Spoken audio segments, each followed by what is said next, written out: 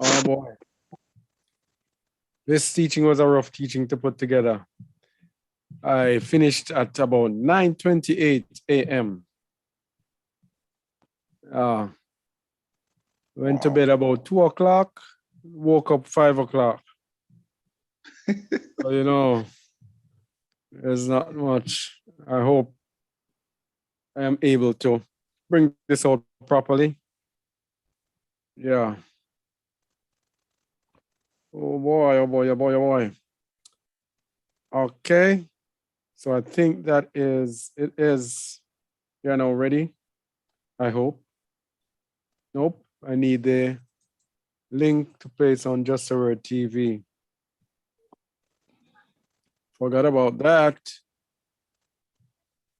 Wow.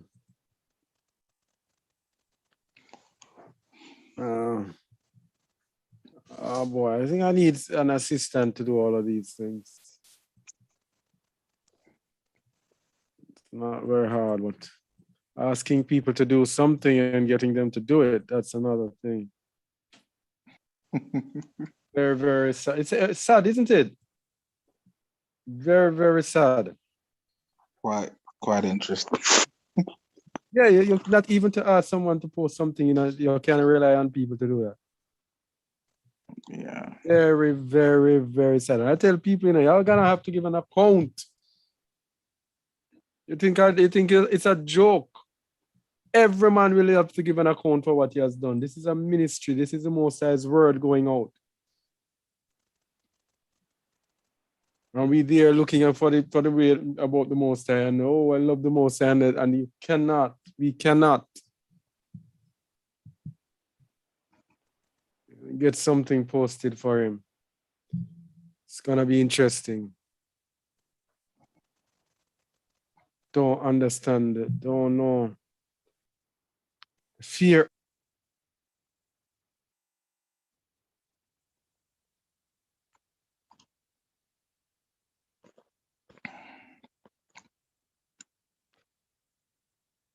Oh, did he fall away?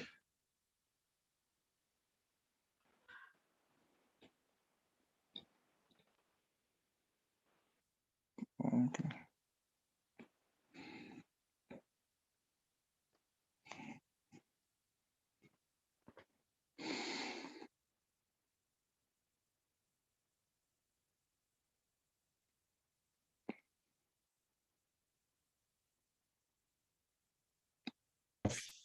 So I'll have to start the whole process all over.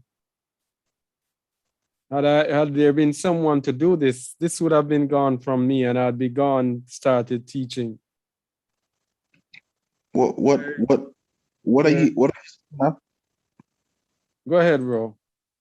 I'm saying, what are you setting up now? The radio? YouTube, I have to start all over again. Oh. It's still But live? it says live, eh? Yeah.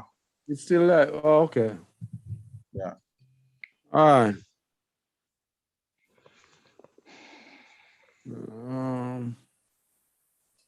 Very frustrating when the load comes on.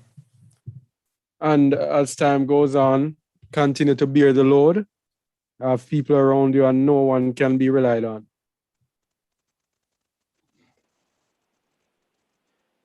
Anyway, every man will have to give an account for what he has done. All right, so let me begin. Today, welcome to Just a Word. This is Kazak Aliyahu Yasharal, and we are here for our weekly Shabbat teaching. Having internet problems right now using my phone, don't know how long it will last. Hopefully it will be able to last throughout. And if it gets cut off, that's just it. We will continue whenever, another time, whatever. Okay? So, welcome to our weekly teaching. All right, and today we'll be looking at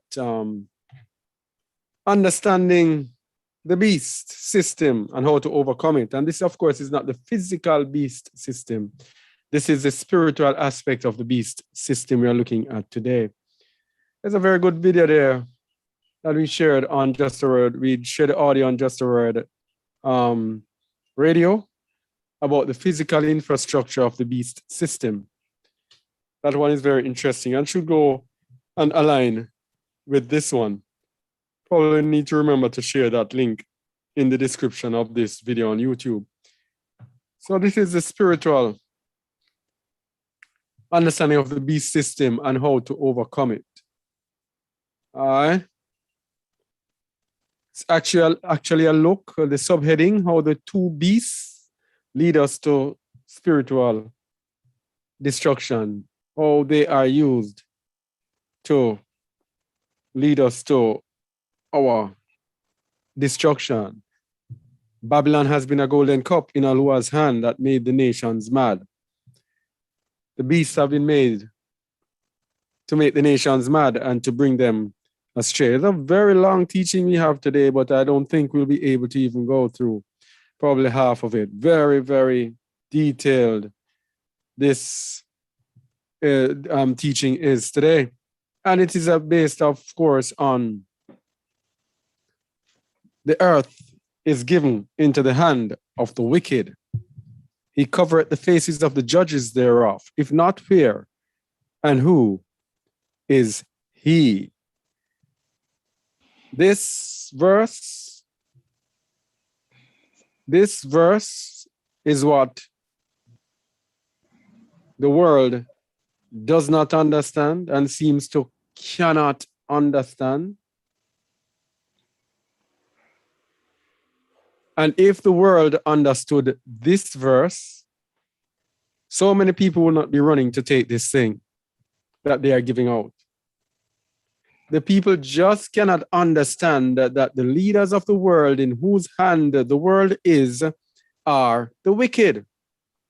They believe these people to be their saviors, and they herald them and they worship them.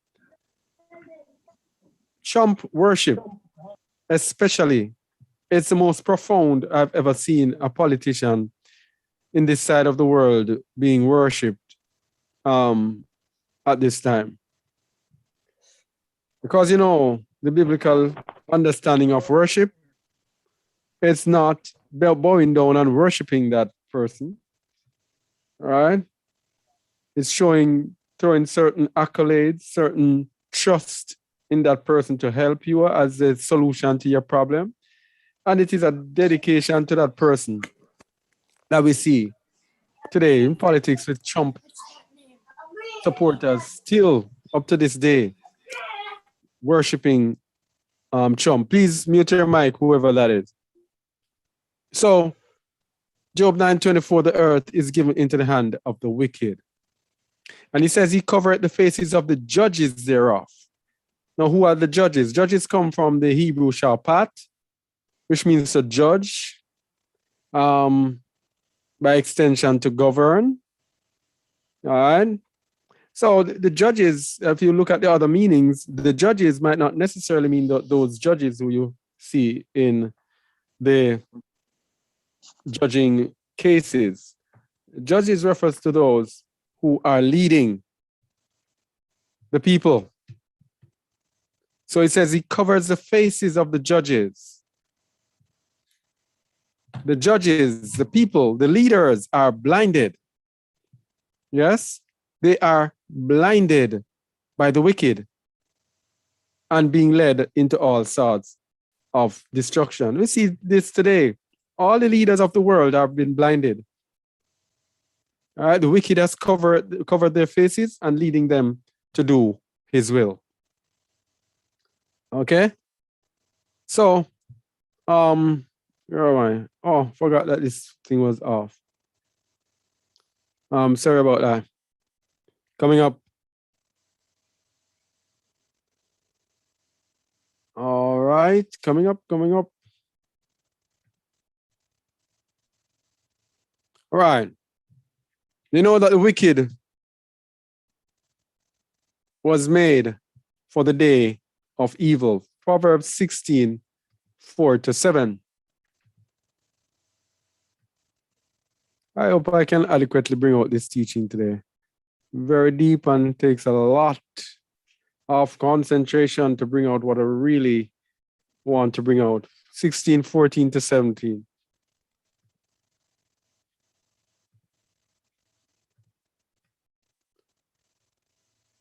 Read it, please. All right. The wrath It's of the no, king. it's 4 to 7. Sorry, am I wrong? Cool. Read, please. Yahweh hath made all things for himself, yea, even the wicked for the day of evil. All right. He made the wicked for the day of evil. So why would he make the wicked for the day of evil? Because we hear the earth is given into the hand of the wicked. So he made the wicked for the day of evil and put the world in their hand. Why would he do that? Anyway, continue.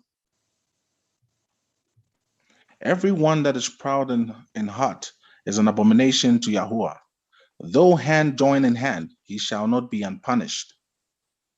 Everyone that is proud in heart is an abomination to Yahuwah. Though hand join in hand, he shall not be unpunished. So even the wicked who are proud in heart are an abomination to Yahuwah, and they shall not be unpunished. Verse 6. By mercy and truth, iniquity is purged, and by the fear of Yahweh, men depart from evil. Continue. When a man's ways please Yahweh, he maketh even his enemies to be at peace with him. So here's the process. He made the wicked for the day of evil. All right. And the wicked shall eventually be punished. Yeah. But the pressure that the wicked piles on to his people, their iniquity will be purged. And by fearing Yahuwah, because of the pressure that he has piled on by the wicked which he created for the day of evil, men will depart from evil. Right, bro? Yeah. And when our ways then please the Most High, even our enemies will be at peace with us. So he made the wicked for the day of evil. So he sets up rulers to achieve his will. Wicked rulers to achieve his will. Daniel 4:17.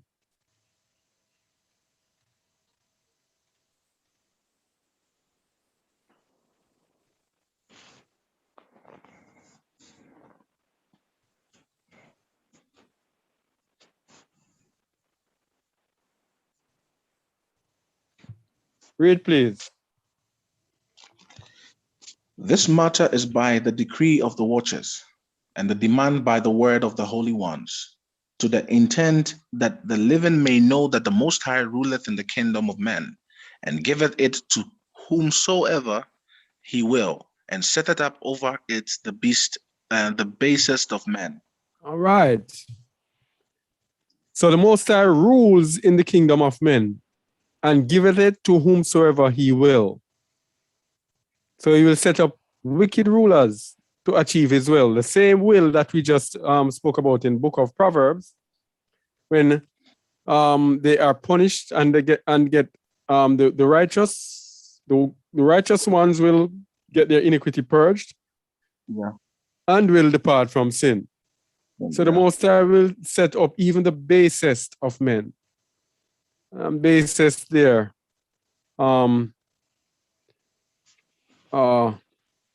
Is from Shephal, which means low, the lowest of men. The worst men. He will set up over his people. So the wicked are Yahuwah's sword. Psalm 17:11 to 15.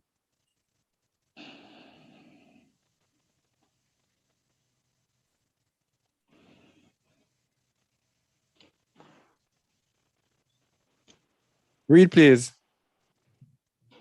They have now compassed us in our steps. They have set their eyes bowing down to the earth. Continua, por favor. Okay. Like as a lion that is greedy of his prey, and as it were a young lion lurking in a secret places. Arise, O Yahuwah, disappoint him, cast him down, deliver my soul from the wicked, which is thy sword. Stop there. Deliver my soul from the wicked, which is what? Thy sword. Wow. Whose sword? Yahuwah's sword, the Most High's sword. So who are the Most High's sword? The wicked. Wow. That's why he created the wicked for the day of evil. Mm. All right. And that is why he called Nebuchadnezzar his servant. Continue, verse 14. From men which are thy hand. Hey! Thy what? Thy hand. Which men are his hand? The wicked. Let me tell you something. A lot of us don't know Yahuwah. Yes. This is not God. This is not God. This is Yahuwah. And when you get the understanding of it, it all makes sense. He uses the wicked to chasten Yasharal, so Yasharal comes in line. Yes. And then he uses Yasharal to punish the wicked, so the wicked stay in line. Righteous. That's just how it is. So at the time when the wicked are reigning, yeah, Yasharal is in punishment. But when Yasharal is reigning, the wicked are subdued. That's just how it is. Start 14, please. From men which are thy hand, O Yahuwah, from men of the world, which have their portion in this life, and whose belly thou fillest with thy hid treasure. They are full of children, and leave the rest of their substance to their babes. You see that? Yep. Men of the world, which have their portion in this life. Yep. This is why the wicked are so rich and powerful in this world.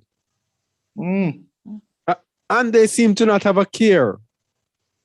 Nothing bothers them. They are rich. They manipulate everything and direct everything because guess what? Their portion is in this life. Because they ain't got nothing coming but punishment in the time to come. Yeah. And the Most High rewards them by filling their belly with his hidden treasure.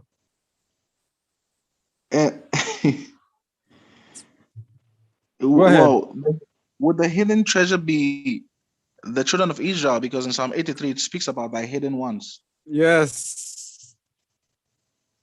Wow. And yes. And they pass it down. They pass it down to their children. Yes. All the riches of Yasharal, all the riches of Yasharal, they pass down and they have them in their position from generation to generation. Only Yahuwah knows how much of our riches is in that place called the Vatican. Yeah, underground Vatican. Wow. They are full of children.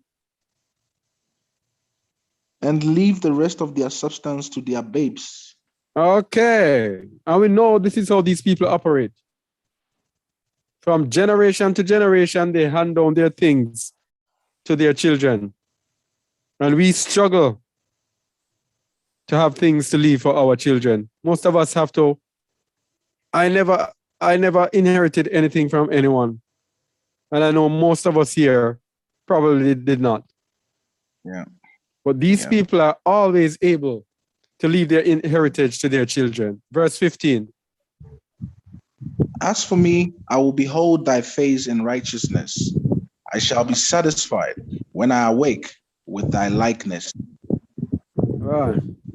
Nehemiah 9:28-30. The wicked are Yahuwah's sword.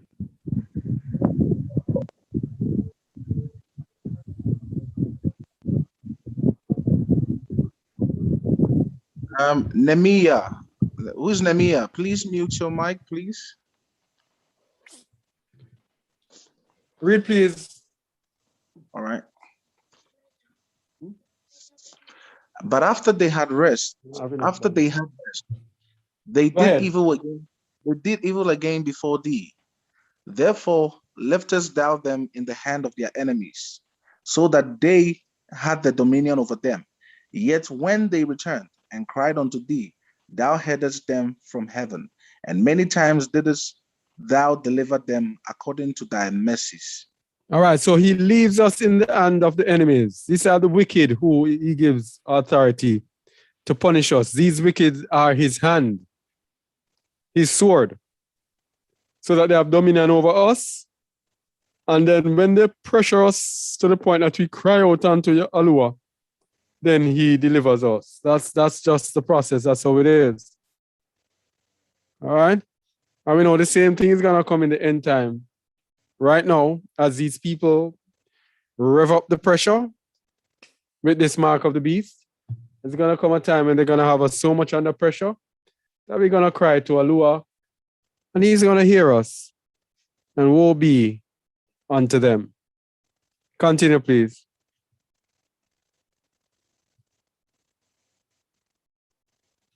Continue, please. I'm off. All right. Yet many years didst thou forbear them, and testified against them by thy spirit in thy prophets. Yet would they not give ear. Therefore gavest thou them into the hand of the people of the lands. So you see that? Yeah. They would not hear, so they were given into the hand of the people of the lands. Right now, where we are in our captivity, it's the same thing. We are in this long process of being in the hand of the wicked. And the wicked are doing their thing, acting wickedly, as Daniel says. Verse 31. Nevertheless, for thy great mercies, sake thou didst not utterly consume them, nor forsake them. For thou art a gracious and merciful Alua. All right, so he never leaves us to utter destruction. Always leaves a remnant. Now I'm going to show you something very interesting, and this is something that we kept saying throughout. When we were speaking about how the Gentiles will be as servants in the kingdom, even if they are, even if they follow the Messiah and are found to be righteous.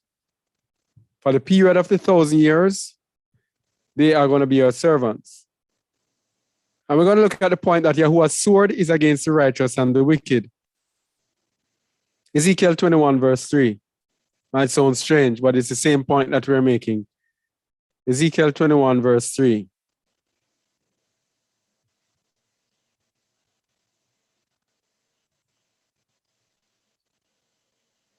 Read, please. And say to the land of Israel, thus saith Yahuwah, behold, I am against thee, and will draw forth my sword out of his sheath, and will cut off from thee the righteous and the wicked. Mm-hmm. Seeing then that I will cut off from thee the righteous and the wicked, therefore shall my sword go forth out of his sheath against all flesh from the south to the north. Both the righteous and the wicked. Okay. Cut off, yeah. Verse 5. We're going to give more precepts to show it. That all flesh may know that I, Yahuwah, have drawn forth my sword out of his sheath. It shall not return anymore. All right. So this is the same principle we're telling you, that in the end, even those who are called by his name will serve in the kingdom to the children of Israel, the Gentiles, the strangers. Ecclesiastes 3:16 to 17.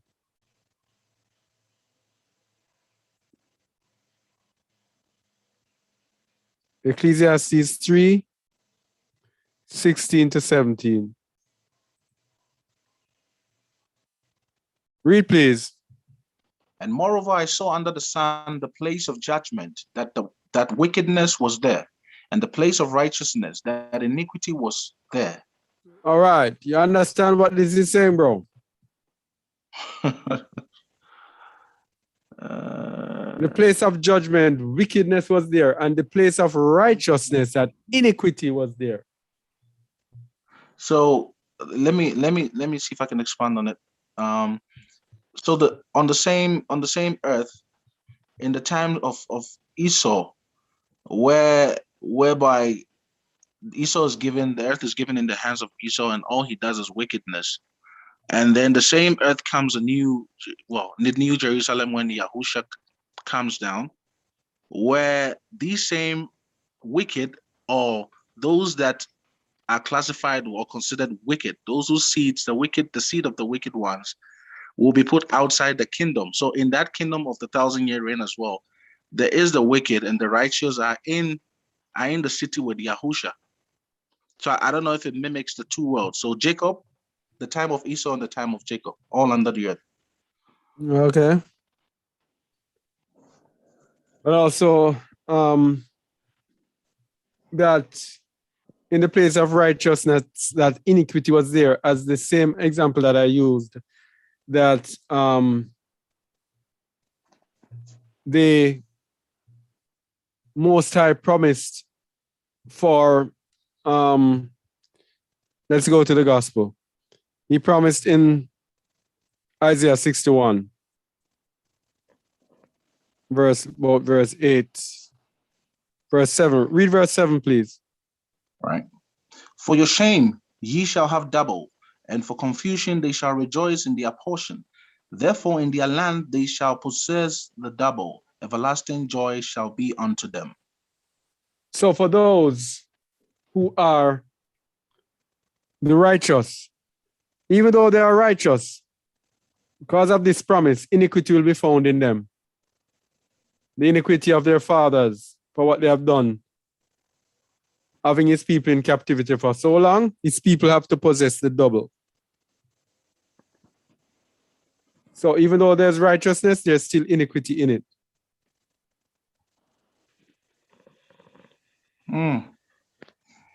Verse 17. I said in my heart, Allah shall judge the righteous and the wicked, for there is a time there for every purpose and for every work. All right, so there's a time for every purpose and for every work. Yeah. So they have to be judged according to their works. Lamentations 1:12-15.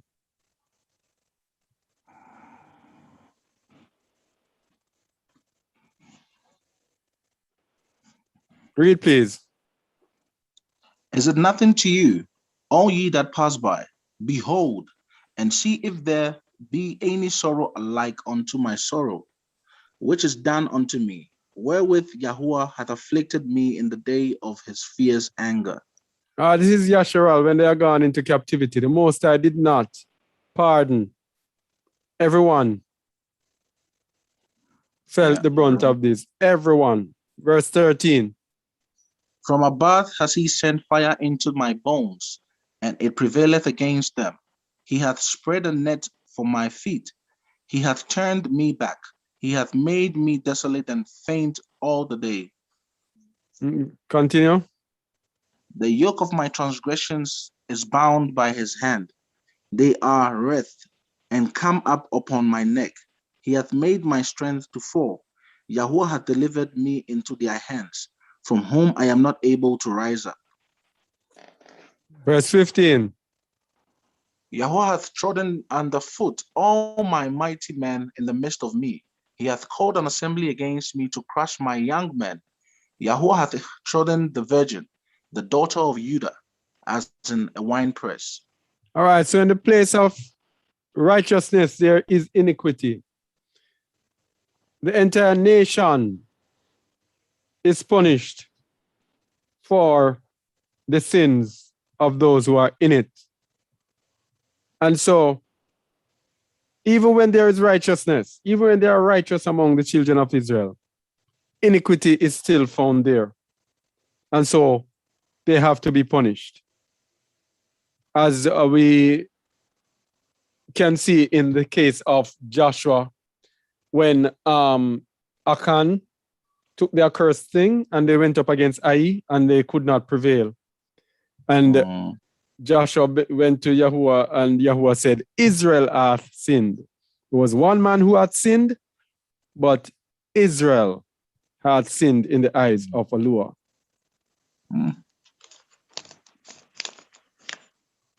So we said the wicked are Yahuwah's servant. Isaiah 45:1.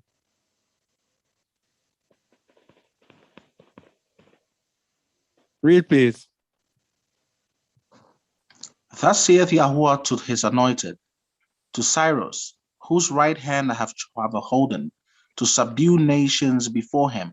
And I will loose the loins of kings, to open before him the two-leaved gates, and the gates shall not be shut. He's calling Cyrus his anointed. Imagine that. Cyrus. Anointed for evil. Exactly. Yeah? Yeah. All right. All right, go read verse 2 and 3. All right. I will go before thee and make the crooked places straight. I will break in pieces the gates of brass and cut in sunder the bars of iron. And I will give thee to the treasures of darkness and hidden riches of secret places, that thou mayest know that I, Yahuwah, which call thee by thy name, am the Alua of Israel. I will give thee the treasures of darkness and hidden riches of secret places. So this goes back to what we said in Psalms when he was speaking about the wicked being his hand and how they are given the treasures. Yeah. So that's why the Most High gives them the riches, because they are his servants. But guess what? Their job is only to be used in this time in order to perfect Yasharal, who are eternal, who the chosen ones of Yasharal, the remnant, will be eternal. So these people are just being used for this time. So the Most High says, well, I'm using you, so let me reward you with what you want. And these are the treasures. But of course, the Most High opens the door and says, if you turn to me, you Gentiles, then you also can have life eternal. But guess what? Very, very few of them will seek after this righteousness. Yeah. Very few. Right. And if they seek out, yeah, go ahead. No, I was actually going to say, it sounds to me like the wicked are being used to hold the treasures of the children until they are changed. Yeah, but there's a verse that says that the treasures of the wicked are laid up for the righteous, something like that. Yeah. Remember that verse? Yeah. Let me pull it out. Maybe somebody can find that in the meantime. So let me go to Jeremiah 25:9 in the meantime while you search for it. All right, somebody else can find that, please. It's what Proverbs 13:22, I think. Yeah. Proverbs 13 verse 22. Yeah. Yes. A good man leaveth an inheritance to his children's children, and the wealth of the sinner is laid up for the just. Yeah, that's it. Wow. So you have Jeremiah 25:9.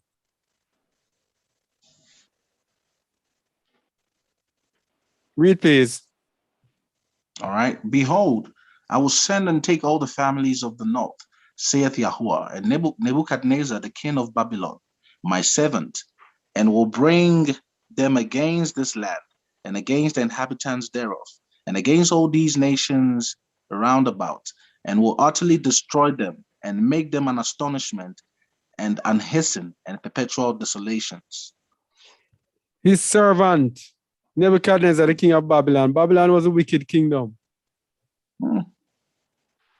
Will bring them against this land, children of Israel. Yeah. All right. So we just want to establish that. We want to establish that the wickedness that is on this earth, they are Yahuwah's weapons. Because what we're seeing this time with the mark of the beast, etc., the smart person, the spiritual person will understand that this is the Most High setting apart his people. His people will reject this thing and be willing to be persecuted. And we know that he says that you have to go through the fire before he pulls you out. Yeah. So this is what this thing is all about. The persecution, etc., is to perfect his people. All right. So we're going to go into get a little deeper now and go into how wicked Babylon gets us into total rebellion against the Most High. What we're going to look at is the two beasts of Revelation and how they combine together to get us to live in sin and bring us to our destruction. And the key to it is the flesh and the spirit, the battle of the flesh and the spirit. You see what Babylon does? It is get us so focused on the flesh and to get us away from the spiritual things.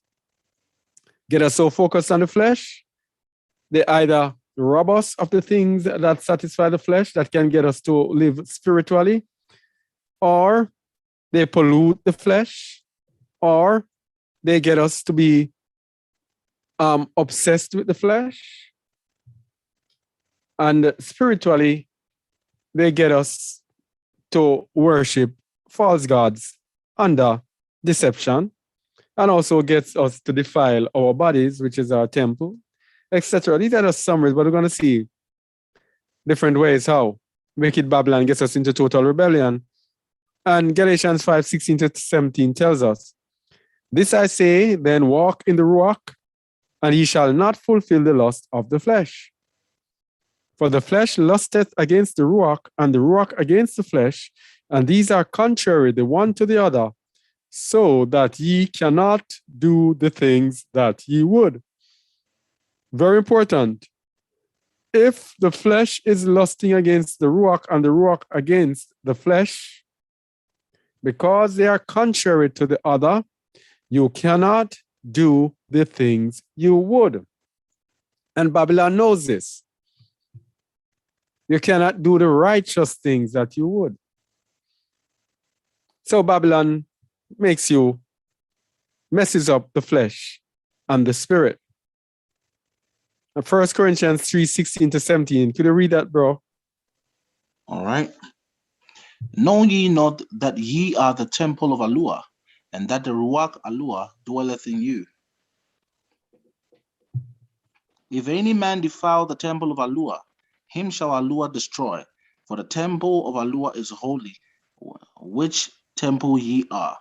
Now Babylon knows this. They read the scriptures, they study it, they know that our bodies are the temples of the Most High. And if we defile our temples, the Most High is going to destroy us. So what do these people do? They make us defile our temples. That is why they're giving us this abomination of desolation. That's why they're giving us this mark of the beast thing to stick in our arms. All right? Defile our temple, Allua destroys us. You're saying something, bro? No, I was agreeing to what you say. Yeah. So Babylon's whole goal is to get us to defile our temple, get us to be away from the Most High. All right? So Babylon does this by manipulating our basic needs, because as believers, we are flesh and we are ruach, flesh and spirit. Now, for us to be effective spiritually, certain basic needs must be met. Babylon knows, the beasts know these basic needs. So we have need for food, can't exist without food. Water exists without food. Food, water, sleep, rest. We need to reproduce. We need clothing. And we need shelter. What does Babylon do? Babylon manipulates all of these factors to destroy us. All right? Yeah. First of all, Babylon gives us religion to go against, make us eat polluted food. They know that the Most High gave us food laws, the things that we should not eat. What do? In their religion, in their prized religion, they tell us we can eat anything at all. And so they take pride in eating the worst and most corrupt forms of meat, of food. In addition to that, Babylon gets us to pollute our temple by polluting the food. Genetically modifying foods, putting all sorts of heavy metals, all sorts of garbage into food. The water, they pollute the water, putting all sorts of metals, all sorts of nastiness in the water. Right? Yeah. When it comes to sleep and rest, Bob Marley says they make their world so hard. A lot of people in the first world have to be working 2 jobs.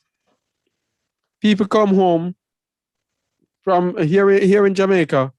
There was a thing in the schools that disgusted me. You have your children, and they are giving your children little 3-year-olds, 4-year-olds projects that not even you as an adult can easily do. So when you come home, you have to be doing your children's projects. Not only that, they culture it in the children and give the children homework that they cannot manage. You as the parent now have to be doing the homework. Right? So they make sure you don't have enough sleep. They make sure your water is polluted, your food is polluted. Now, when it comes to reproduction, they pollute you by making you murderers with causing you to lust so much and for promiscuity and fornication and adultery to be normal. And when people multiply, they make their wicked pills so available, people can easily commit abortion and present their abortion clinics all over the neighborhoods where the Israelites are, so that they commit transgression by killing the babies. The clothing, you just have to go into my town here where I live on a Friday or a Wednesday, and you see the woman walking half naked as the day they were born, using our clothes to pollute us, and the men wearing tights, because those jeans that they have showing every muscle, tights like women. Yeah. So the clothing of the men come like women, and the women's clothing naked. And also the women wear that which pertaineth to the men. Yes. Trousers. Yes. Thank you for that one. Forgot that one. Now, where it comes to shelter now, Bob Marley says they made the world so hard.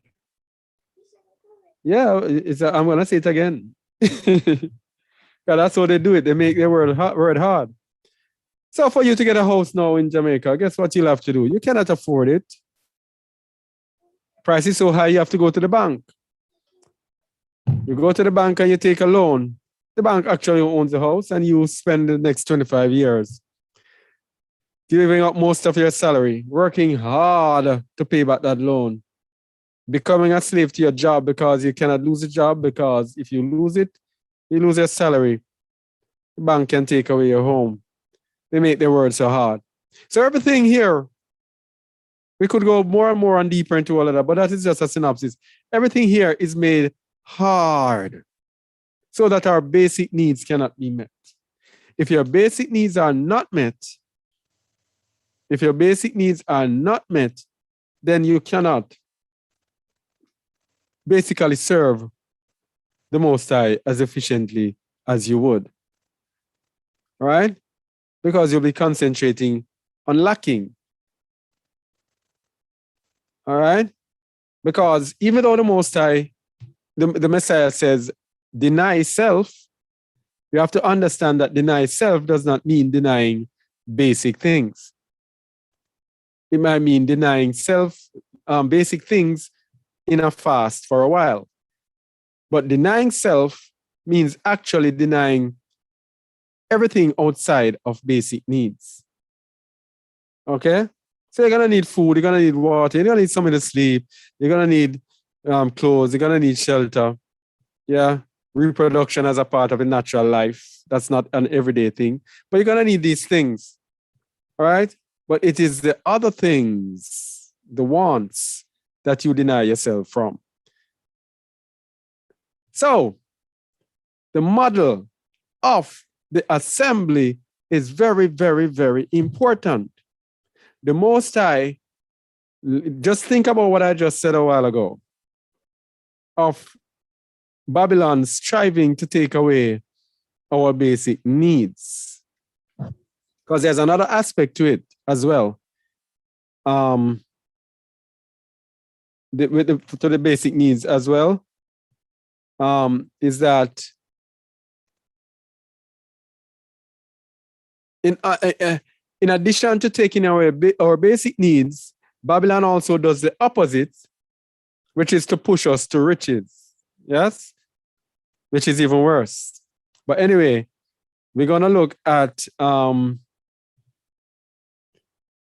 Most High's provision for our basic needs. Deuteronomy 10:17-18.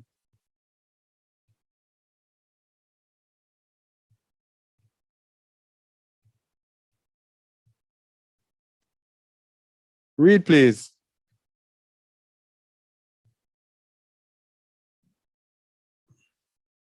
Yeah, bro.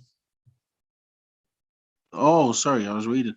For Yahuwah your Alua is Alua of Aluas, and Yahuwah of Alua of Aluahim. Alua of Aluahim. All right. Master of masters. A master of masters, a great Alua, a mighty and a terrible, which regardeth not persons nor taketh reward. Go ahead. He doth execute the judgment of the fatherless and widow, and loveth the stranger, and giving him food and raiment. He doth execute the judgment of the fatherless and widow, and loveth the stranger in what? In giving him raiment and food. Basics. 1 Timothy 6:7-12.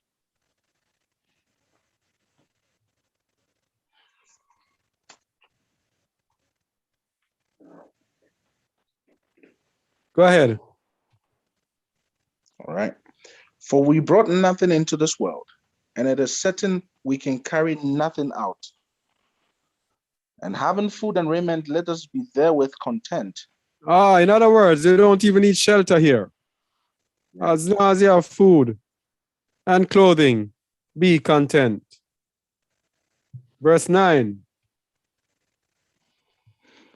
But they that will be rich fall into temptation and a snare, and into many foolish and hurtful lusts, which drowned men into destruction and perdition. You see that? Babylon knows this. Yeah, He knows. it knows this. That's why I don't know if anyone else noticed, but since 2013, since from 2013 all the way down to now, they started pushing the idea of all these motivational speakers who are promoting wealth, Yes. who are perpetuating wealth. You can be the next what? Well, you can do this. You can be a business, and they were, getting many people high on this wealth thing. Yes. Pretty much it, and self. Yes. Yep. Verse 10. For the love of money is a root of all evil, which while some coveted after, they have erred from the faith and pierced themselves through with many sorrows. They have erred from the faith because of the love of money. Yeah. And we see the love of money today, the contributing factor to the mark of the beast. Yeah. I want to travel. I have to work. I have to this. The love of money. Nobody is willing to say, okay, I am willing to reach to the point where I don't even have any money, where I depend on the Most High to provide for me. Yeah. You love money, you err from the faith. All right. Wow. Deuteronomy 8, 2-20.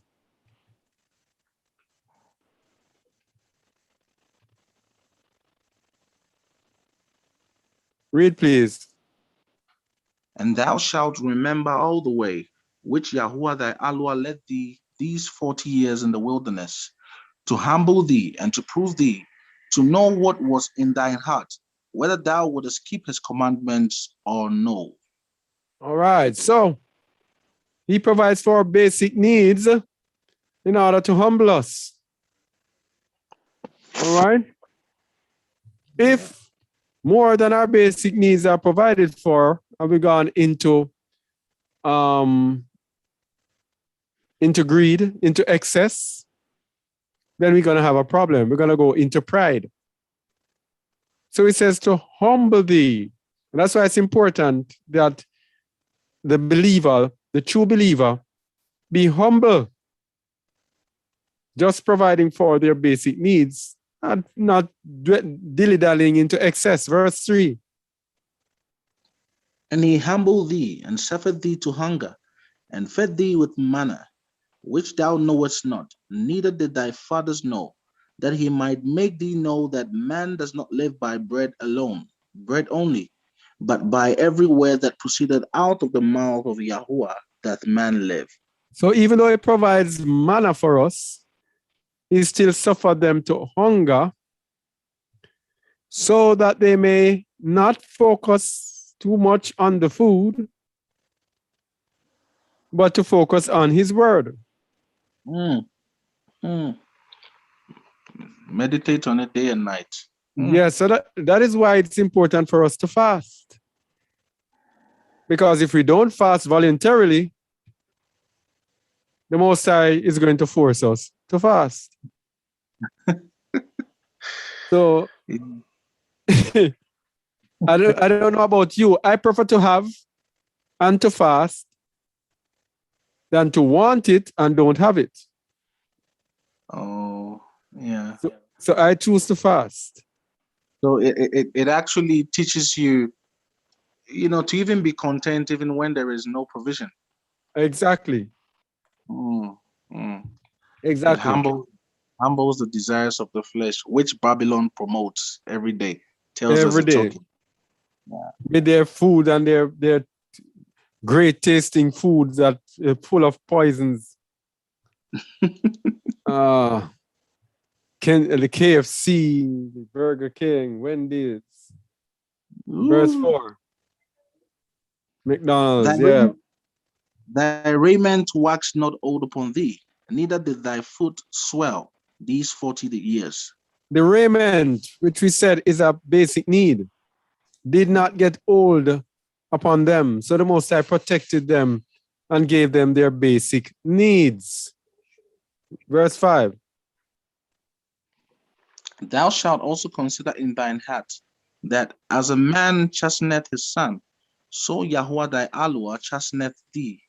So any one of us who are coming into this and our lives are just going by smoothly and everything is just perfect, and you're like, wow, everything is so perfect, you better worry. Because that means he's not chastening you. And I'd be like, wow, things are just so perfect. Yeah. It's impossible. You should be worried when things are perfect. And you should be worried when things are so perfect and not having any problems. Trust me on that one. Yep. Verse 6. Therefore thou shalt keep the commandments of Yahweh thy Allah, to walk in his ways and to fear him. That's it. Keep the commandments. Continue. For Yahweh thy Allah bringeth thee into a good land, a land of brooks of water, of fountains and depths that spring out of valleys and hills. All right. What did I just say? If things are too nice for you, you better start worrying. Because here's the thing. The promise that is laid up for us, the place where he's taking us, the kingdom that he's giving us, that is where the reward is. A good land. But we cannot get our reward here in this age. That reward is for the who? For the wicked. So if you're getting your reward here, I'm telling you, if you are getting your reward here, I'm sorry for you. Because that's probably, and I'm not saying it is sure, it's probably a sign that there's nothing laid up for you in the kingdom to come. Trust me on that one. Yeah, it's actually not a probably. It is the truth because if men reward you, that is that you have received your reward. So if you do something and you are getting the results here, you must know you are being paid in full. Yeah, but sometimes the Most High will give his riches to his people. Yeah. These people will know. We will know whose people are his, because these people will do what? Distribute to the poor. He will raise up very few people among his people who are comfortable financially, and these people will share among his people. There will not be the typical rich who is going after money. These people will not really even care about money. They will not even care if they lose all their money. They will not be like the typical rich who, if they lose $1, they lose a night's sleep or a week's sleep for the $1 that they lost. Yeah. Yeah. And verse 8. Verse 8.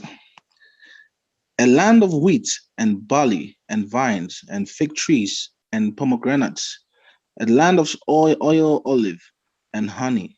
Continue. Land wherein thou shalt eat bread without scarceness. Thou shalt not lack anything in it. A land whose stones are iron, and out of whose hills thou mayest dig brass. I think we can stop there. Here's the point. Right now, we have not achieved the promise. So we're not going to eat bread without scarceness. Yeah? Yeah. We are going to lack. But when it comes to the promise, that's when we are going to get everything. Everything we're going to get. In Jamaica, many years ago, they used to have a saying that you're going to get it flushy, which means you're going to get it in abundance. Yeah? Yeah. All right. So let's look at the danger of riches, and did we look at that? 1 Timothy 6:9-12, did we? Yeah, I think we read it. Let me see. Let me see if it's the same one.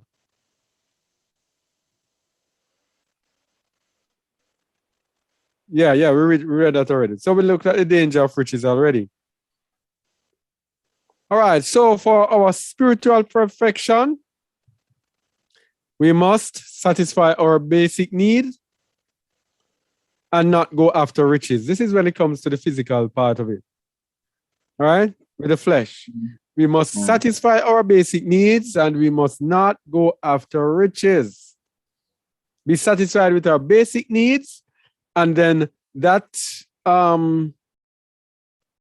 should I say, gap shall be filled by the Ruach, by spiritual things. Basic needs satisfied, the Ruach does the rest. It is not basic needs satisfied, then I go after riches, and then the Ruach. No, riches cannot be in it. Basic needs.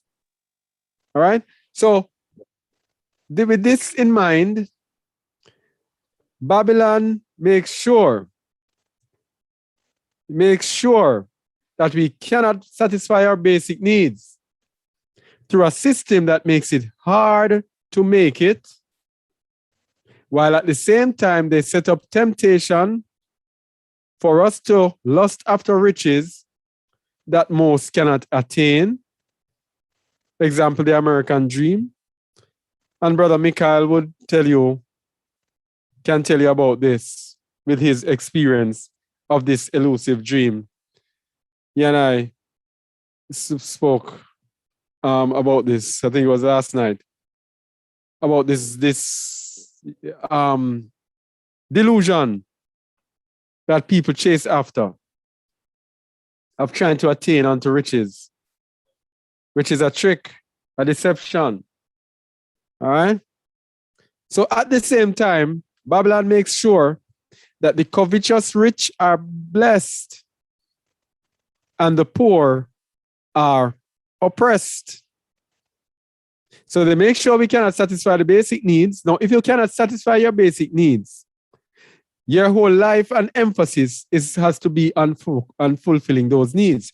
Because the thing why, if you are a believer, the reason why you have to satisfy your basic needs in order to have a good walk with the Most High is that the basic needs, we are made to be so compelled to fulfill those basic needs that they can easily become obsessive. And we can easily live our lives just focusing on how am I going to get this today? How am I going to get some food to eat today? And that is where you get criminals from, and that's where you get prostitution and all sort of things. People will sell themselves to get food. Women sell their bodies to get food. Men will kill you. Men will kill you. They also sell themselves. Yes, and men also sell themselves to get food. So there can be no righteousness when your basic needs are not fulfilled. Hard to be in righteousness. Hard. If your basic needs are not fulfilled. So Babylon makes it. What does Bob Marley say? They make their word so hard, their world so hard. Every day you gotta keep on fighting. Every day you have to keep on fighting. Fighting for what? To satisfy the basic needs. Yeah. While at the same time, the billboards, the television, the radio, internet, filled with advertisements, etc., luring people to riches, to a life of riches, and giving you some influencers, some people that they took out from our people, made them rich, and make us salivate wanting to be like them. Yeah? Wow. Wanting to be like them, guess what? You cannot focus on Alua. One of the two sets of people that they use among our people, entertainers and sportsmen. You know that you have to sell your soul in the entertainment industry. Yeah. Yeah. With the sporting, you spend so much hours focused on trying to make it to the top. You are actually in idolatry. So this is how they trap people, making their word so hard and giving them the illusion of riches. Now, at the same time, the covetous rich are blessed because those who are in society, as soon as they become rich, you become one of them. Yes. Yeah. Whose thing is that? Tasia, who? There's people whose mics are not muted. Can we all mute our mic? Please check to ensure your mics are muted. Yeah. So Babylon, the rich come together and the rich help each other. The government's in bed with the rich. Everything is about the rich. And guess what? The poor are oppressed.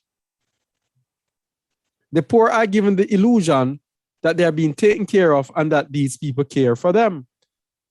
But they are oppressed with taxes and bad roads and poor services, everything poor. But what do the rich do? The rich get the kids kickbacks and the rich have the clout to do whatever they want to do. This was made evident a few months ago in Jamaica when the rich were having their big party that brings thousands of people together. When I was in the world, I went to that party a couple of years. Yeah. And they were allowed to have their parties and the poor man could not have his party. Yeah. That's it. The covetous rich are blessed and the poor are oppressed. Psalm 10:2, the wicked in his pride doth persecute the poor. Let them be taken in the devices that they have imagined. The wicked persecutes the poor. So we end up fighting for scarce resources and for riches. Because the resource is scarce, we need it. Riches become an obsession. We go after riches. As such, we are brought into all sorts of evils. All right. So let's look how the first beast works. We know the first beast is the kingdoms of the earth that lead the world. The 7 heads and 10 horned beasts that lead the world. And we know that it is a political, it is a economic kingdom. And the second beast, of course, is the religious beast. So the first beast controls the economics of the world to ensure countries cannot satisfy basic needs. This is how the world is run. The beast, the world is managed through the economic policies of the wicked people of the world. The World Economic Forum charts the way for the economies of the world, and these are they now who are leading the way in this thing being put in our bodies, which they say will merge our physical or digital and biological identities in the 4th Industrial Revolution. But the economics of the world are run through scarce benefits and loans. So the countries of the world are made to be in debt. When they are in debt, then these beast nations who control the banks that they call world banks, etc., they provide the loans for these countries, and then they stipulate and dictate what these countries can and cannot do. And the loans are so prohibitive that these countries will end up being slaves. As the word says, the borrower is slave to the lender. These countries become and remain slaves to them. And they set up a system whereby no country can actually rise up and come out of their poverty. A system whereby a country like the Democratic Republic of the Congo that has some of, let's say they do have the greatest amount of natural resources in the whole entire world, but it is one of the poorest country in the world. Why? The beast has set up a system that rapes the Democratic Republic of Congo and the other African countries and countries all over the world, rapes them for their resources and ensures that these nations get so little that they cannot develop themselves. Brother El Pedro was telling me about Mozambique, about I don't remember which mineral there, and how it's like the beast takes about 90% and maybe about 10% the country gets, something like that. That's how they do it. They ensure that the countries cannot satisfy their basic needs. Yep. So at the same time, they use advertisements, they use entertainment, they use their school system, their jobs, and a competitive lifestyle to ensure that we strive after riches. You see, school, my cousin Mervin said this, always says this to me more than once. Now, when we went to school, we were not taught to be good to people. When we went to school, we were taught competition, and not only that, to look out for ourselves. Yeah. To be the best you can for yourself. And what do you get when you see this coming out of school? When people leave, those people just go after materialism and just care about themselves. Every graduate is prideful, has pride in them. Yes. Some of them don't even care about their parents. Yeah. It's just me. That is the program. That's how Babylon programs you. Me, going after riches. All right? Yeah. So the first beast also uses a credit system to ensure we are always owing the system, having to work 2 jobs, etc. That is how the first beast works, to keep us enslaved and to ensure we cannot satisfy our basic needs, or we gone over into riches. It's either of the two. Revelation 13:8, and all that dwell upon the earth shall worship him, whose names are not written in the book of life of the Lamb slain from the foundation of the world. So, worship the beast. They worship the beast. And so the beast leads them wherever he wants them to go. So the second beast, yeah, go ahead. I was going to tell you to expand on that worship the beast, because it might not be clear to some people that are watching or listening. All right, worship of the beast is really simple. Worship of the beast is not what we think of all times. You bow down and you worship. Let's give an example. Matthew 15:8. Matthew 15:8. No. Well, that I'm trying to find it. Let me see if I can get it.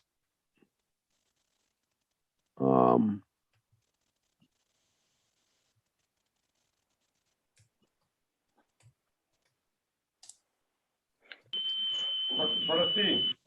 Yeah. I think the Wi-Fi is back if you want to change about when you feel like. Oh, great. Oh, was this not back? All right, go turn it off and switch to all right, so the worship there. Let's go and see what it means. Oh, no. What about the lady that came to Yahusha and bowed down to him? Matthew 8:2. Yeah.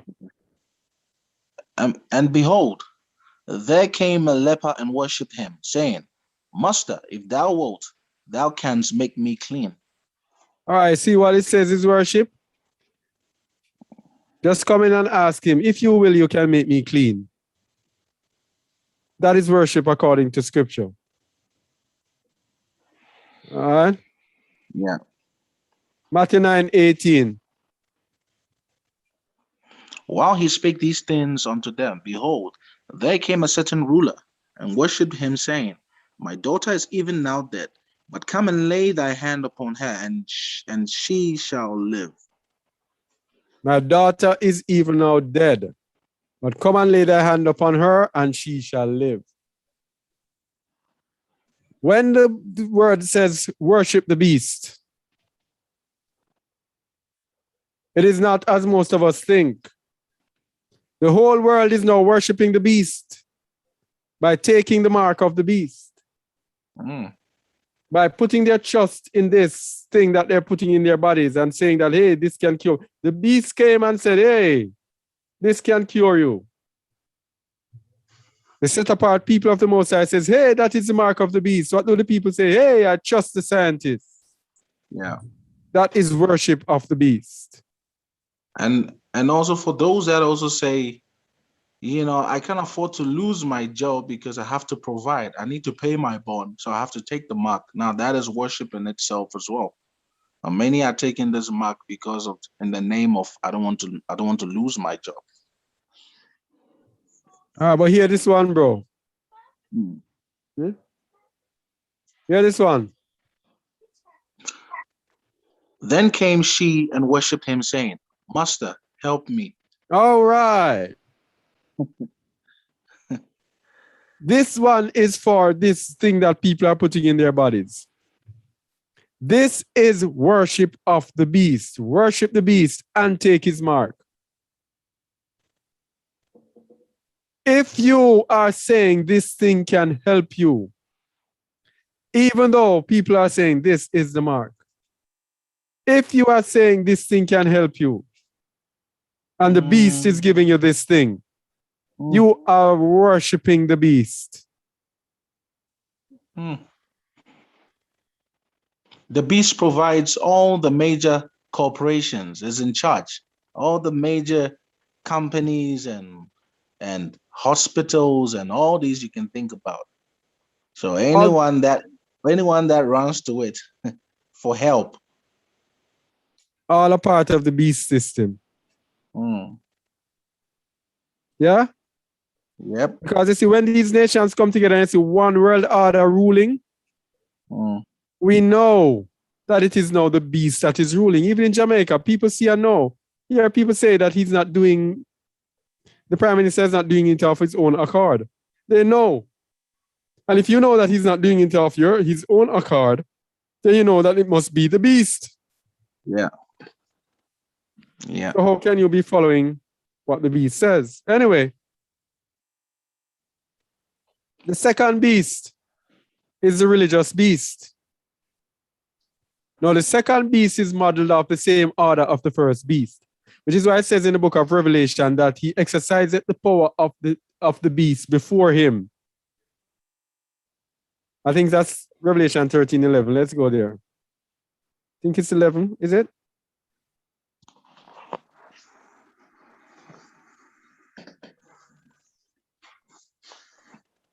12. Read it, please.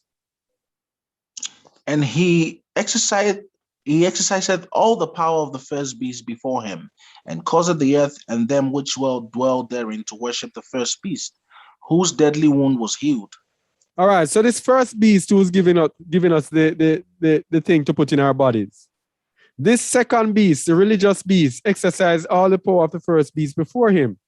He works off the same order, same way, and causes the earth and them which dwell therein to worship the first beast. Remember what we said was worship? Yeah. Just believing that can help. Yeah, help.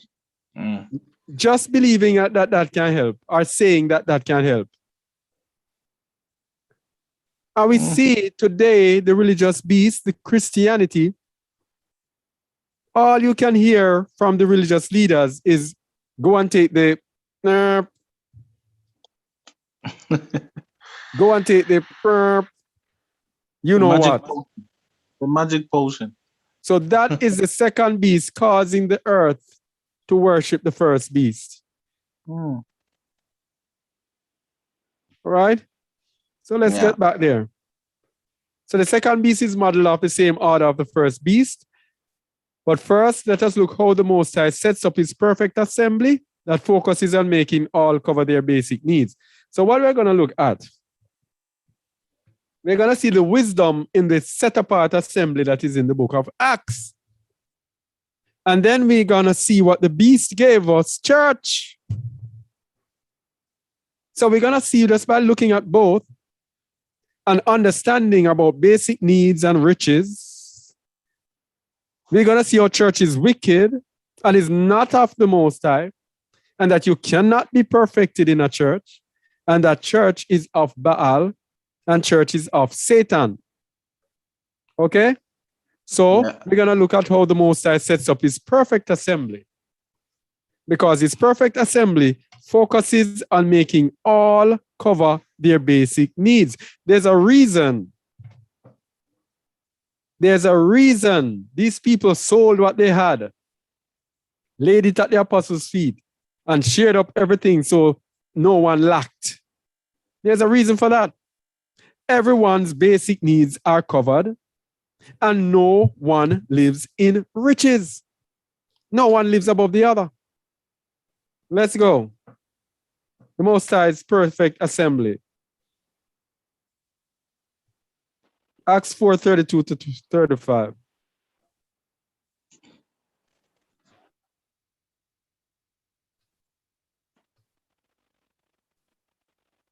Read, please. And the multitude of them that believed were of one heart and of one soul. Neither said any of them that aught of the things which he possessed was his own, but they had all things common. All right. Equity. Equity. Equity is a hallmark of the Most High's set-apart assembly. Everything that everyone had belonged to everyone. Nobody said, hey, this is my whatever. This is my whatever. Yeah? Yeah. They had all things in common. That means they all used whatever they had as if it was one. It was communal, a true community. Others sold their belongings and brought it to the assembly. We're going to reach. All right, verse 33. All right. And with great power gave the apostles witness of the resurrection of Yahushua HaMashiach, and great grace was upon them all. And I will tell you that a lot of reasons why the power of the Most High does not manifest itself on us today, generally, is because most of us are in some form of church, are not really in any kind of ecclesia. Because everyone were of one heart and of one soul, which means they were in one accord, and they had all things in common, great power was given for witness. Verse 34. Verse 34. And neither was there any among them that lacked, for as many as were possessors of lands or houses sold them, and brought the prices of the things that were sold. All right, hold on. So here it is. Neither was there any of them that lacked. What does that mean? Neither was there anyone who did not have their basic needs covered. Yeah.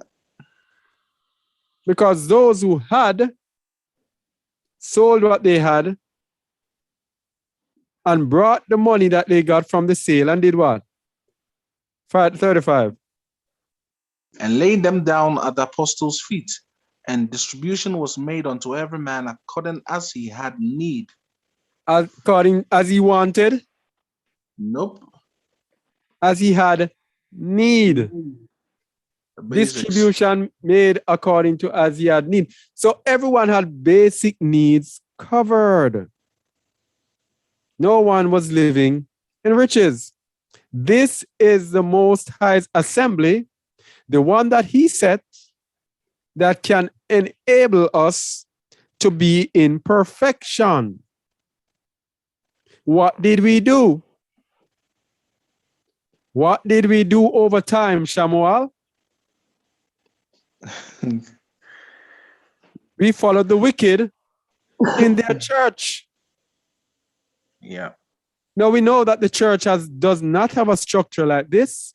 This is an No. equitable structure, means everything moves around side by side. Yeah. The church structure is a pyramidical structure with the Pyramid bishop scheme. up top. Yeah. Some of them have elders, pastors, deacons, come down. And then the money goes up top. And we know that from almost all the churches, money goes to the pastor. Nothing moves around. No. Even when we are in truth, people coming out understanding we are Israelites and they have started their thing. They have started and they're gone into camps and all of that. They have set up church structures again. So they have gone off this structure that we are looking at right here. Now, when you move off this structure that you have right here, you cannot be perfected. And we're going to look at a verse that we always look at to show you why you cannot be perfected unless you follow this model. This is the only model, only one that works. You cannot be in any church and be perfected. None.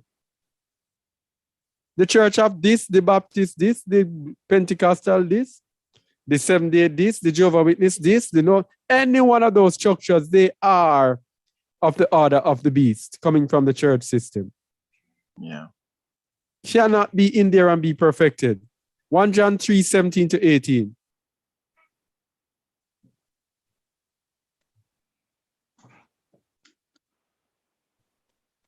Go ahead.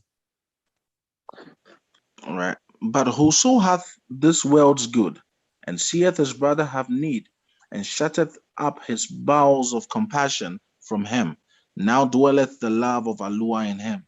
How? How dwelleth the love of Allah in him? How? Cannot dwell. The love of the Most High cannot dwell in him. If you see your brother have need, remember, we have to take care of the basic needs. And if you see your brother have a basic need, how can you shut up your boil of compassion from him? Verse 18. Verse 18. My little children, let us not love in word, neither in tongue, but in deed and in truth. All right. So we see the church structure. Tithes and offering structure. And people are arguing, oh, should we tithe? Should we tithe? How are you going to tithe? When everyone is supposed to have all things in common. Why you gotta tithe?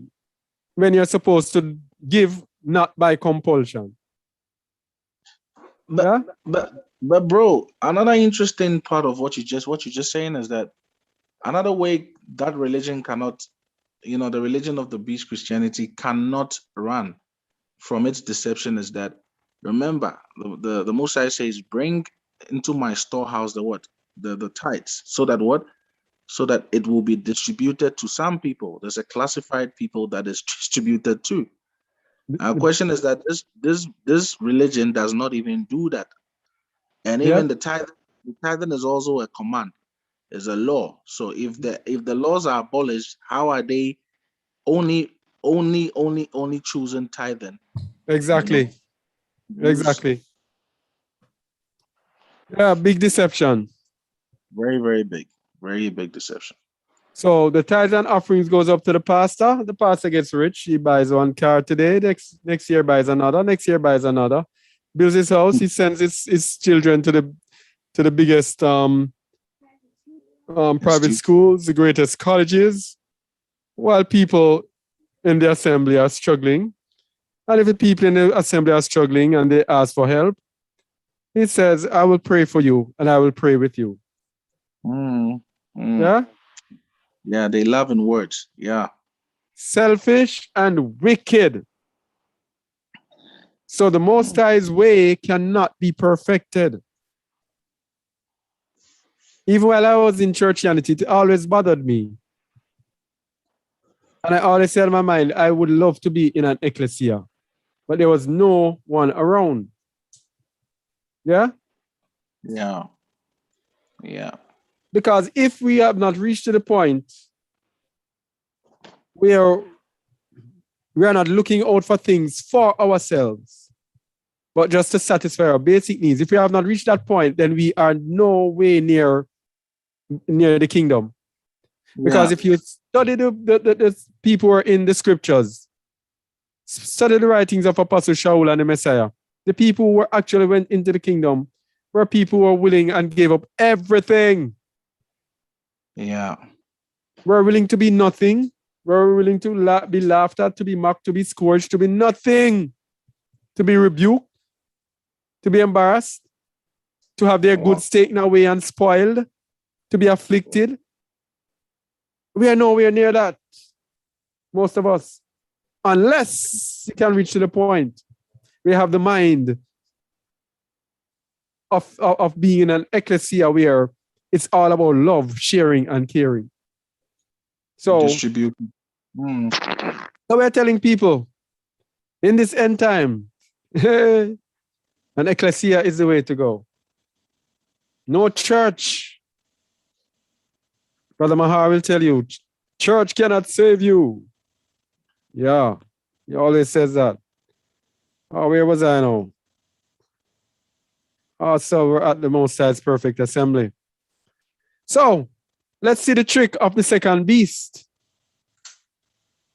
What's this? Listen to me here. All right. Let's look at the trick, the second beast.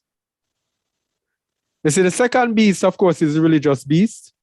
And we have looked at this before. The number of the beast in Revelation 13:18, Chi stigma, which equates to Christ on a cross. So Jesus Christ on a cross is the number of the second beast, which points to the Vatican, which is the mother of harlots. And the other harlots are the other Christian churches. This second beast, Christianity, pretends to serve Allah, but they hate him and his people. The religion of Christianity was given to us by the Gentiles and forced upon our people, but it is a religion of hate. You know, a couple days ago, 2 days ago, I think, there's a man on a thread on which I was commenting, and a friend of mine, he's a white man, Caucasian, and he was mocking us, saying that we are cursed. We are the curse of Cain. The curse of Cain was black man, and that Jesus was white, and God was white. So there was a girl who was there debating him.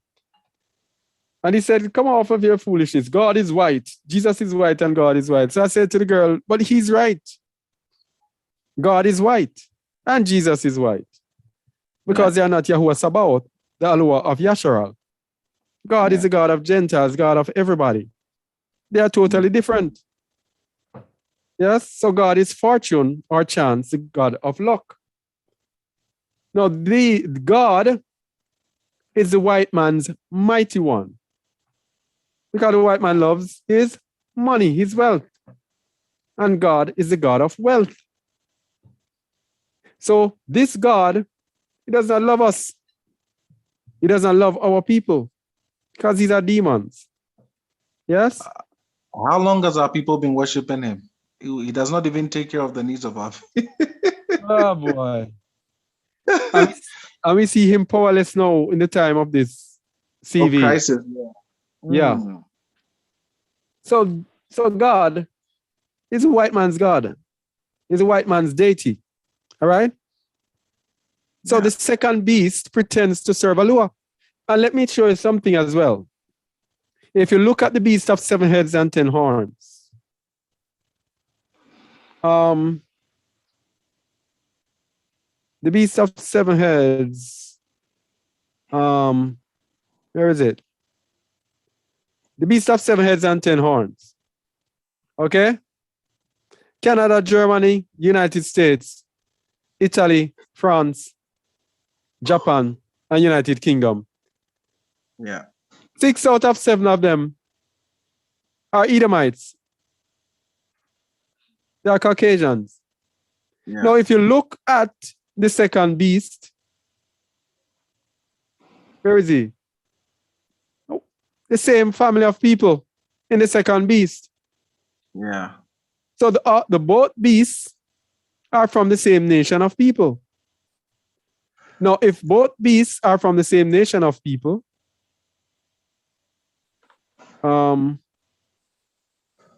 if both beasts are from the same nation of people, how can then that nation of people be of the Most High? Those people are the enemies of the Most High that are spoken about in, let me go to Psalm 10, verse 4.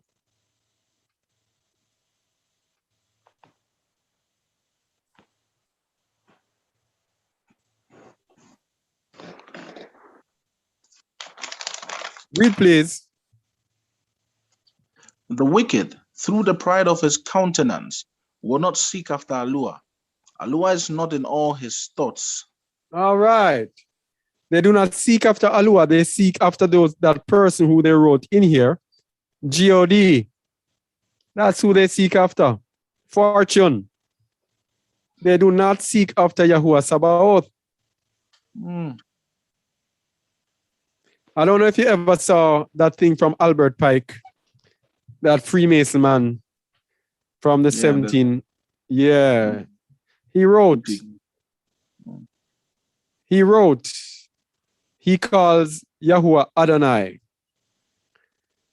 He wrote and says that God is, Lucifer is God. And that Adonai is also God, but Adonai is a wicked God. And Lucifer is the righteous God. Right? That underlines what these people believe in. Because Yahuwah has certain standards against these Gentiles, and he set standards and say, hey, if you want to join me, you have to do this. They say he is wicked. So they cannot worship Alua. All right, so Psalm 83, something that we know by heart, but it's kind of relevant to us right here. Let's do 1 to 5. Okay, from a song or psalm of Asaph. Keep not thy silence, O Alua. Hold not thy peace, and be not still, O Alua. For lo, thine enemies make a tumult, and they that hate thee have lifted up the head. So the Most High has enemies, and these Edomites that we see here, these are his enemies. That is why when they translated the scriptures, over 7,000 times they took out the name of the Most High and put in their names, the Lord and God, and took out the name of the Messiah Yahusha and put in Jesus or Jesus Christ. All right? They don't worship Yahuwah Sabaoth. Verse 3. They have taken crafty counsel against thy people and consulted against thy hidden ones. So that is why I was saying today that they know what to do to get us spiritually away from the Most High, and they go and they set up everything to make sure that we are cut off from the Most High. Verse 4. They have said, come and let us cut them off from being a nation, that the name of Israel may be no more in remembrance. Verse 5. For they have consulted together with one consent. They are confederate against thee. Confederate. They are what? United Nations against thee. Confederate United Nations. So look at this again. Where is it? Ah. What is that? Confederacy. Union. Oh, a confederacy. All right. Yeah. So, where was I again? No. So the scripture said the first beast caused what? The second Caused beast. the second beast caused the first. Who to worship the first? Cause the world, the earth. The earth to worship the first. All right. Okay. Yeah. So, because they hate the Most High, they are the wicked who are his servants, the weapons of his hand. When they are empowered, and this is when they are empowered whenever Israel goes into unrighteousness. So when they are empowered, they take the house of Alua into their possession. Psalm 83, 11 to 12. Read, please. All right. Make their nobles like Oreb and like Zeb. Yea, all their princes as Zeba and as Zalmunna, who said, let us take to ourselves the houses of Alua in possession. Oh, no, these same Psalm 83 people, among them the tabernacles of Edom. And we saw in that confederacy of the first beast, we saw 6 out of the 7 from the tabernacles of Edom. Okay, and what did it say they do? Let us do what? Let us take to ourselves the houses of Alua in possession. Wow. Ah, now who does that? The second beast. Yeah. Religion. Ah. So that is why they have our people captured in this religion called Christianity. Oh, so religion obviously is there to control the minds of the people so they can bow in allegiance to the first beast of politics. Who is politics? Yeah, and economics and Yeah. the kingdoms of the earth. Yeah. All right. All right. So, and go ahead. I was gonna say, and the reason why the religion, perpetuates the idea of law done away with is so that they can help to cement and to uphold the laws of the state, of the government, of the system, of the beast system over the laws of Yahuwah. Ah, exactly. That's a very good insight. Yeah. Say the law of Yahuwah is done away with, so they can bury that now, and now they can come with their laws and their traditions. Mm-hmm. All right, so they take our secret things in possession. And this is a very important point because, excuse me, this is also about the scriptures that we're reading. All right? Our secret things they take in possession whenever the Most High gives them. Remember, they go into our sanctuary in our temple and they take out whatever they want to take out. So now that is why the Most High has given them our scripture. But the Most High did a wonderful thing. He gave them our scripture. He allowed them to fool us up in the religion. But guess what? We still got the scripture. Now, when we got the scripture now, through the Ruach, we can now understand the scripture and understand the meaning. But not all can. Only those who the Most High chooses and gives his Ruach to get the understanding. So that is a beautiful thing of how the Most High did it. But they got our secret things in possession. Lamentations 1, verse 10.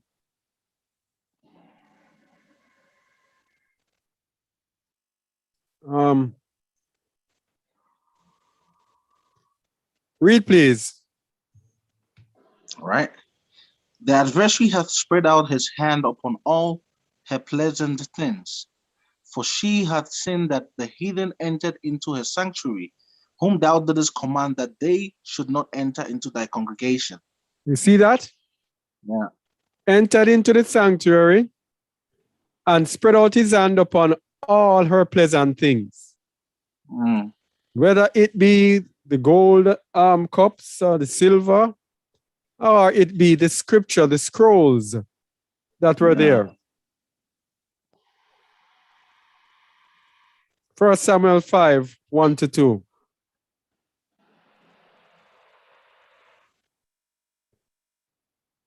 Let the scripture speak. Read, please. And the Philistines took the ark of Alua and brought it from Ebenezer unto Ashdod. Continue. When the Philistines took the ark of Alua, they brought it into the house of Dagon and set it by Dagon, the fish god. Yes. The fish god, the same fish god that the Catholics, you see that hat that the Catholics use that look like a fish? Yeah. That is the hat of the priest of Dagon, people. So what did the priest of Dagon do? They took the Ark of Alua, they brought it into the house. This is their whole thing. All the sacred things, the secret things, they bring into their house. So that is why they... Yeah, go ahead. Sorry to interject. Remember the bind up the testimony and the what and was put by the ark. Yes. Oh, yes. So they probably had possession of the scrolls from there as well. Probably, I don't know. No, but remember the ark went back, so it would still have it in there. Okay. David had taken it back. Okay. Yeah. So they took the Ark of Alua. So that's what they do. They bring the pleasant things, everything into their house. Because the Most High allowed them to do that. 2 Maccabees 4:32.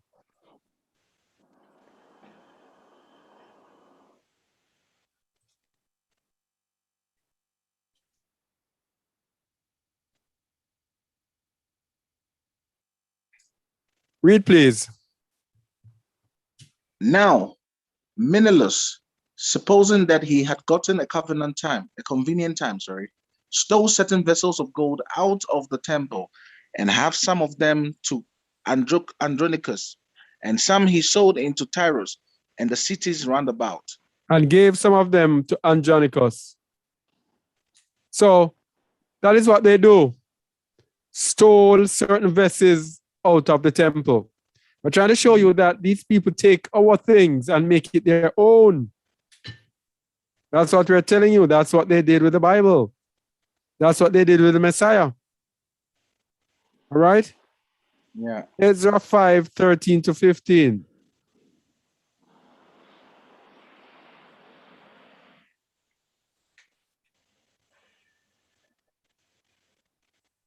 Read it, please. But in the first year of Cyrus, the king of Babylon, the same King Cyrus made a decree to build this house of Alua. All right. So anybody ever seen or tell people that there are several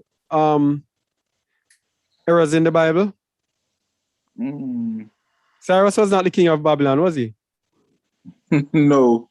He was king of the Medes. Yeah.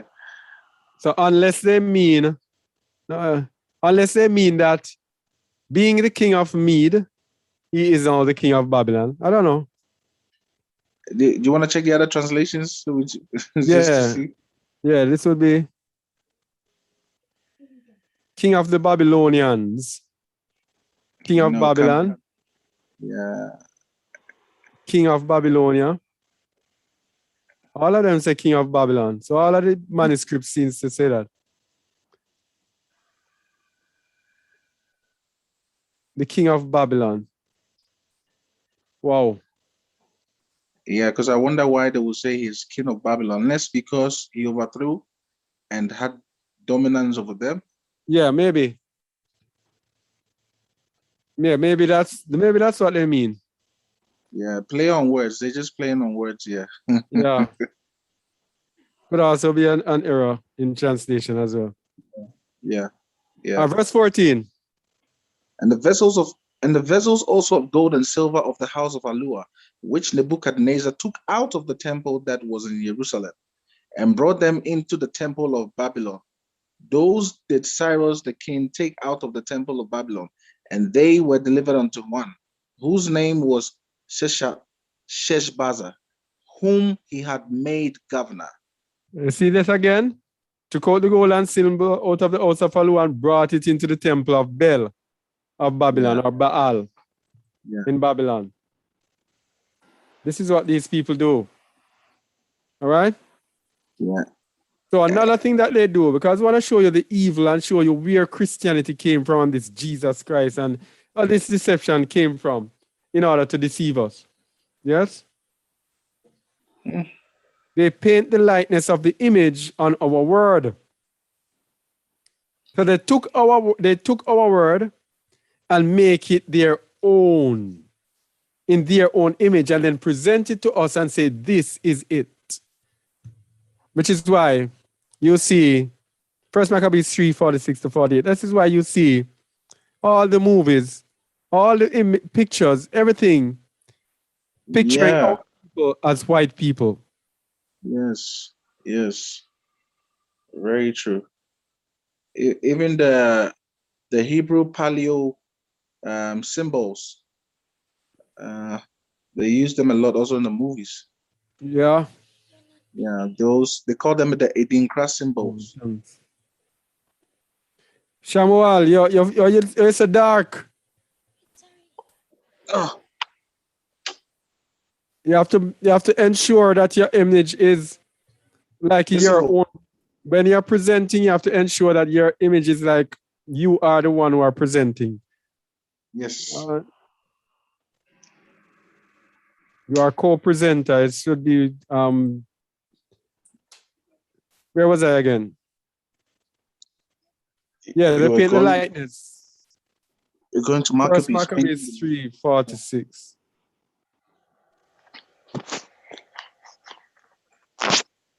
Go ahead, please. Wherefore the Israelites assembled themselves together and came to Mashpah, over against Jerusalem. For in Mashpah was the place where they prayed aforetime in Israel. Continue. Then they fasted that day and put on sackcloth and cast ashes upon their heads and rent their clothes, and laid open the book of the law, wherein the heathen had sought to paint the likeness of their images. Wherein what? The heathens, the Gentiles, had sought to paint. What? They sought to paint the likeness of their images. Ah, this is what they do, people, and this is what they did in the Renaissance. Repainted everything in their image. So when you see all the paintings, you believe that, hey, these were originally, they got master painters to repaint everything and to paint everything in the likeness of their images.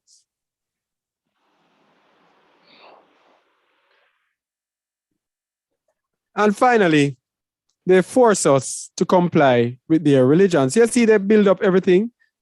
They go in the temple, they take out everything out of the temple, they change it into their likeness, and then they say, hey, force us to comply with their religion. 2 Maccabees 6:1-17.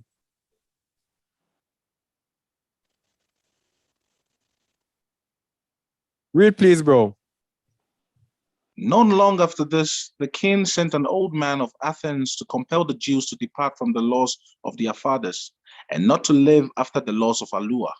So that's it. That's essentially what these people do. Right? Depart from the laws of their fathers. Do not live after the laws of Alua. And in this process, verse 2 says, and to pollute also the temple in Jerusalem, and to call it the temple of Jupiter Olympius, and that in garrison of Jupiter, the defender of strangers, as they did desire that dwelt in the place. So you see that? They pollute our temple and change it. Wow. People, just look at what is happening here. They change it according to their order, according to how they want it, into their own temple. That's what they did. With the way they took the ecclesia and they changed out the name. Let me, before I go here, let me go to church. Revelation 2. Church. Yeah, let me go to the meaning of this church here.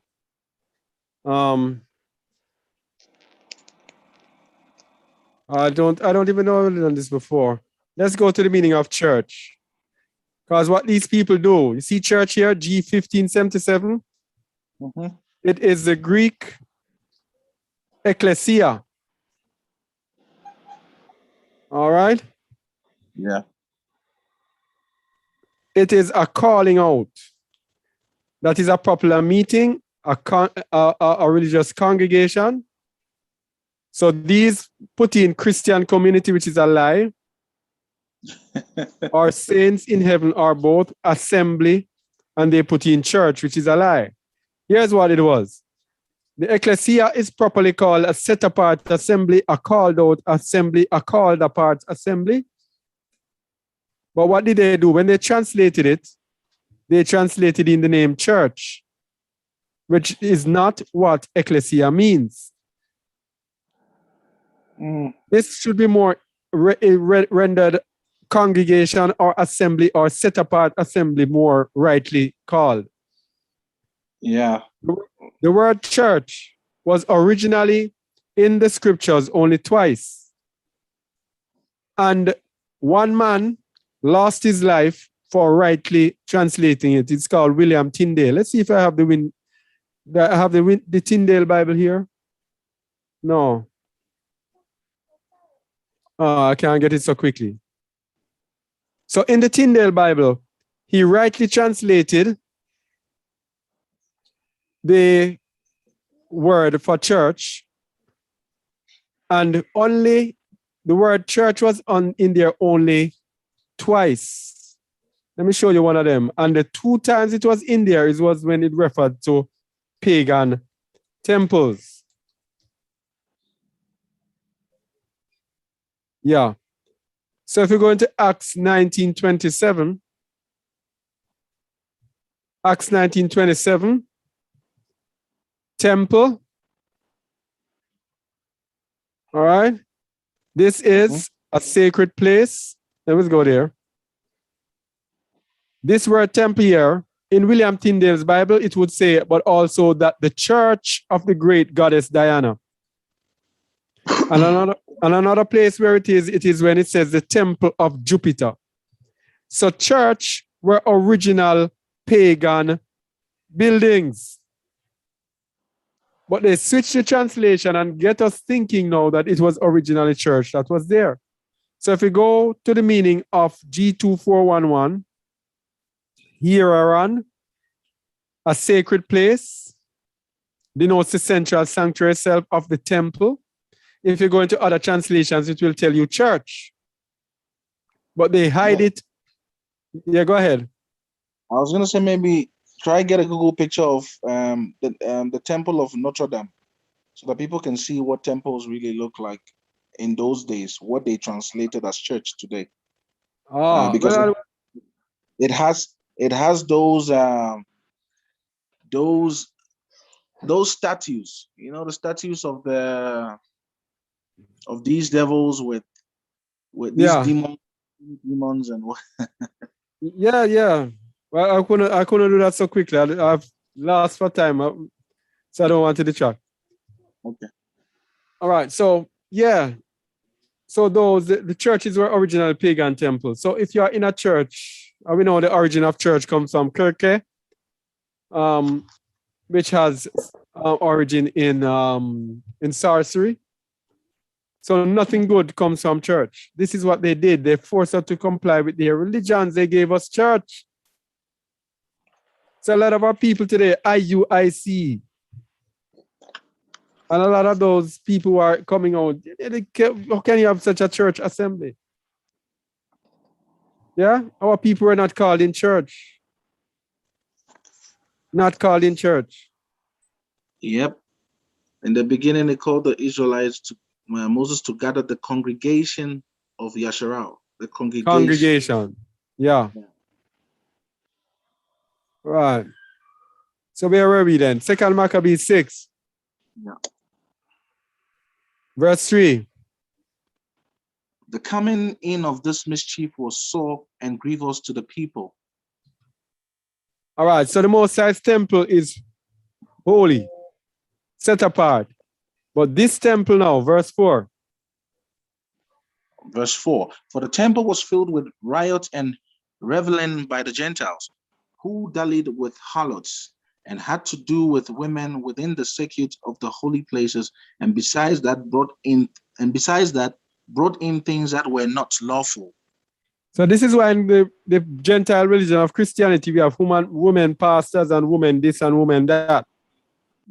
They had to do with women within the circuit of the holy places. Women should not be in the circuit of the holy places. All right? And brought in things that were not lawful. Verse 5. The altar also was filled with profane things, which the law forbiddeth. Traditions of men. Like women pastors, yes. Yeah. Verse 6. Verse 6. Neither was it lawful for a man to keep Sabbath days or ancient fast, or to profess himself at all to be a Jew. People, I want you to look at this. These were the Greeks. And I want you to look at this and realize that this is speaking to us about Christianity. It is the same spirit in which Christianity was founded. It is not lawful for us to keep the Sabbath. Sabbath is done away with. Sabbath, they mock the Sabbath. Or ancient fasts. Or to profess himself at all to be a Yahudim. That is why now when you talk and call a Jew, people mock you and people look down on you and say foolishness. It doesn't matter who we are. The same spirit that Christianity came out with. Verse 7.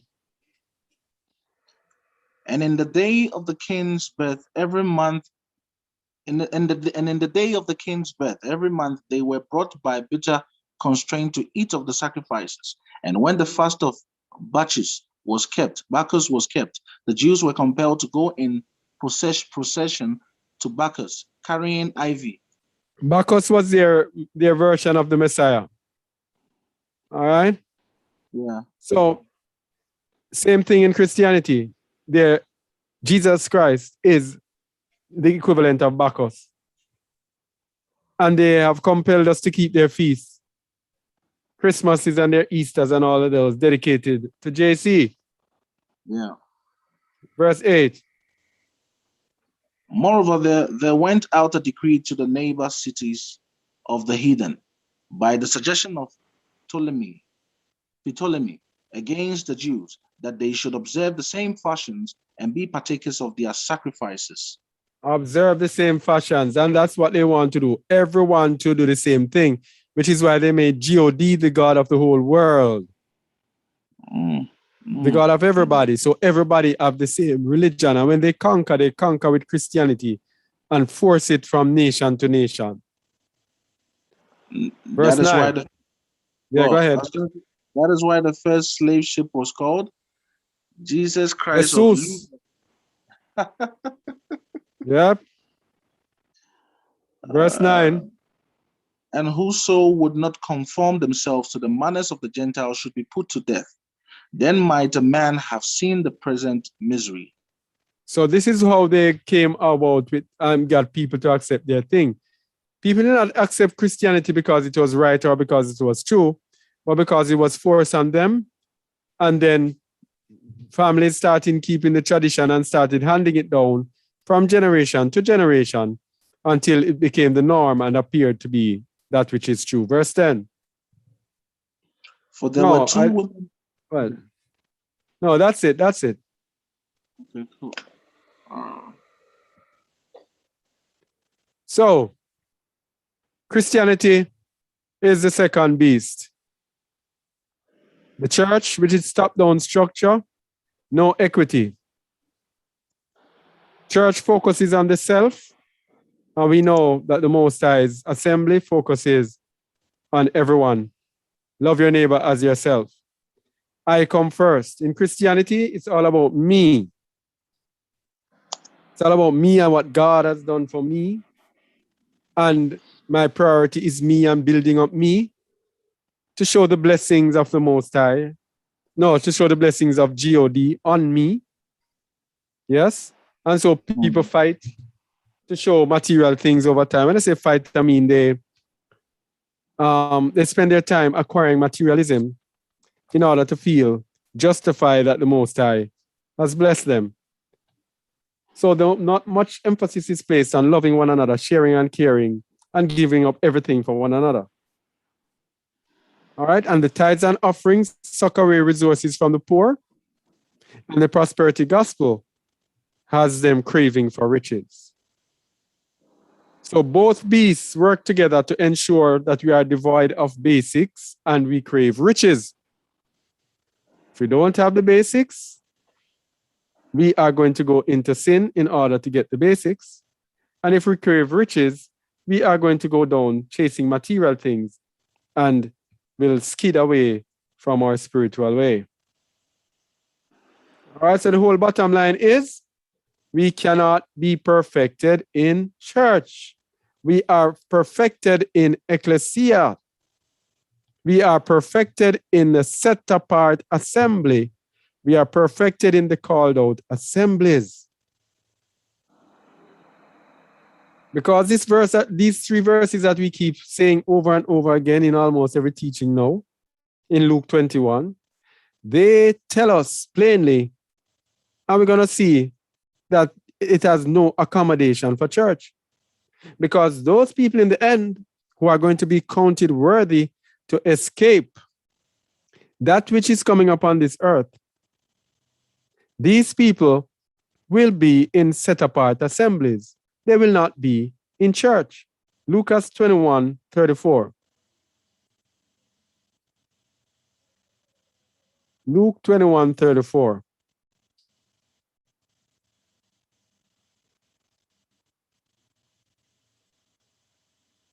Read, please. And take heed to yourselves, lest any time your hearts be overcharged with surfeiting and drunkenness and the cares of this life, and so that they come upon you unawares. All right. Take heed to yourself, lest at any time your hearts be overcharged with surfeiting. And surfeiting means what? By this, we've done this a couple times over the past few days. What does surfeiting mean? Come on, Samuel. Oh, all right, for the time's sake. Surfeiting is excess. Excessive amount of something. Excess. Yeah, excess food or anything. It could be food, money, drink, everything. All right. So what are we saying here? In a set-apart assembly, where you have all things in common, and people don't count anything that they have as their own, and there is no one that lacked, and those who have even sell what they have and shared up with each other, there is no possibility for there to be surfeiting, for there to be excess. But in church,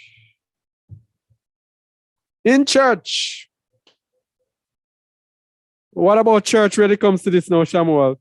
Tell me about it. It is where people are encouraged to be grabbers, to convert, because surfeiting also has to do with covetousness. Yes. You are taught to desire wealth, to go after it, to go after everything that is carnal, things that you don't even need. And there is no sharing there. is always about individuals. You need to go get it for yourself. In other words, church teaches you to surf it. Mm. So, how can you overcome? The set apart assembly teaches you not to surf it, and church teaches you to surf it. And they're telling you that you have to come to church. And drunkenness. And this drunkenness, where is it? 34.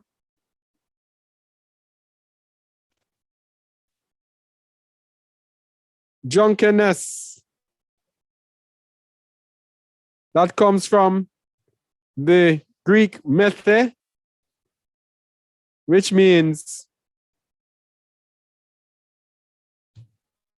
an intoxicant. That is by implication intoxication. Now, this here is not actually speaking physically about intoxication.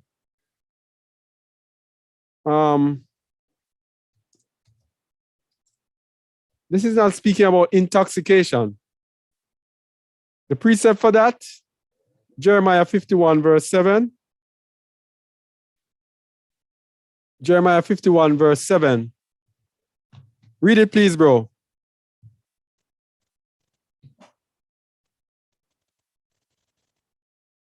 Shamuel. Oh, Babylon hath been a golden cup in Yahuwah's hand, that made all the earth drunken. The nations have drunken of her wine. Therefore the nations are mad. This is a drunken that it's talking about. Being mixed up in the midst of Babylon. Yeah?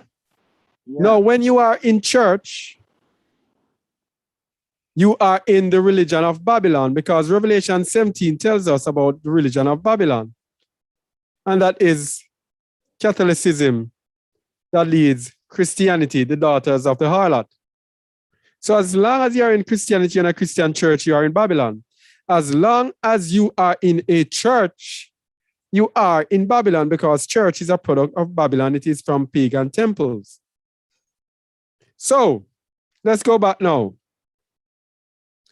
When you are in a church, you are already in drunkenness, because Babylon has been a golden cup in Yahuwah's hand, and you are in the mystery religion of Babylon.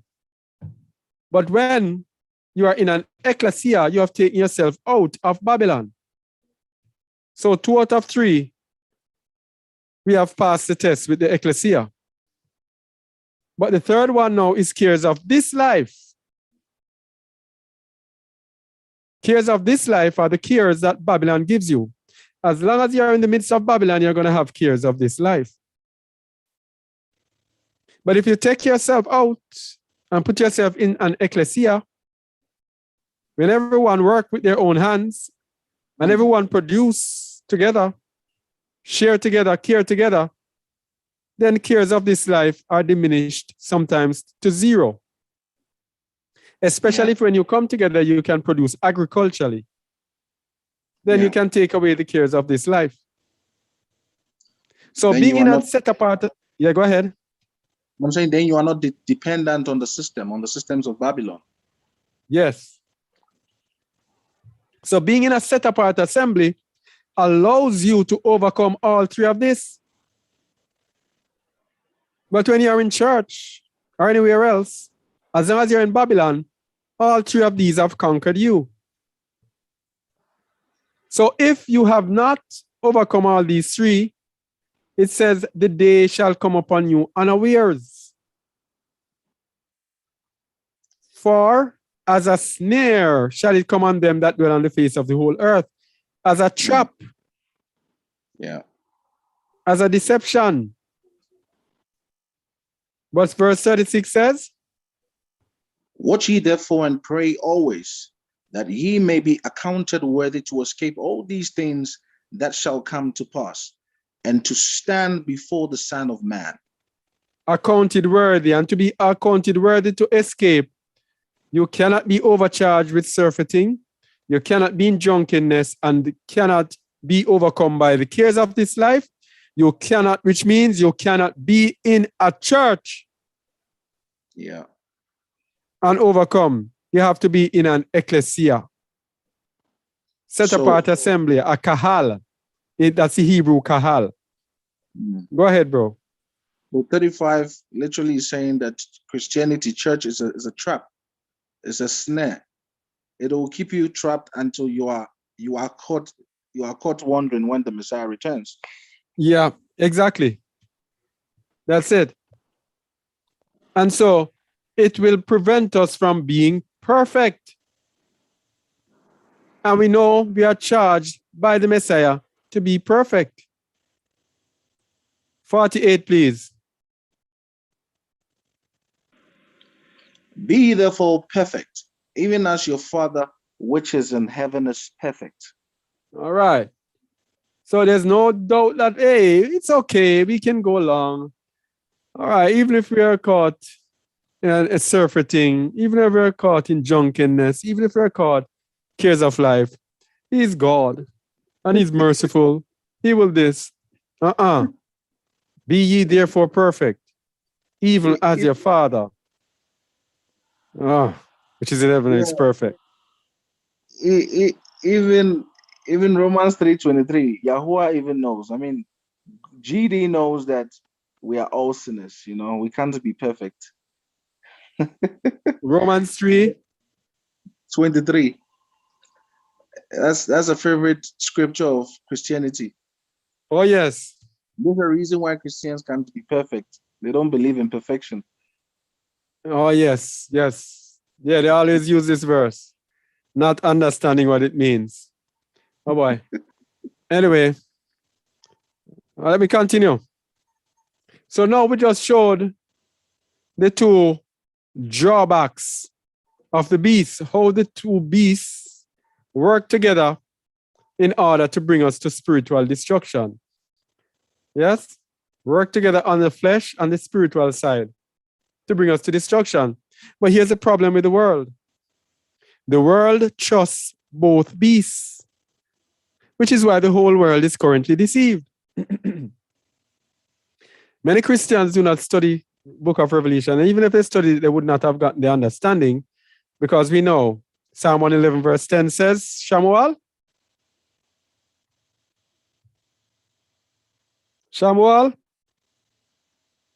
Yes, bro. The scripture again, somewhat. Psalm 111 verse 10. Oh, a good understanding. It says the fear the fear of Alua is I know that it says a good understanding have they that do his commandments. The fear of Allah is the beginning of wisdom. A good understanding have all they that do his commandments. If you don't do his commandments, you cannot get a good understanding. Yes. All right? Yeah. Had we been keeping the Father's commandments, we would have gotten the Father's understanding. Yeah? But guess what? Yes. They had not been doing it, and so they were deceived, and they don't understand the two beasts, and so the world trusts both beasts. When you talk to them and tell them about this thing, don't take this thing, it's the mark of the beast, etc. Oh, it's not the beast. The beast has not been declared as yet. And I have also other things to say about this thing. They tell them about Christianity. Oh, Christianity is the right religion, and you're falling from grace, and you're this and you're that. Nobody listens.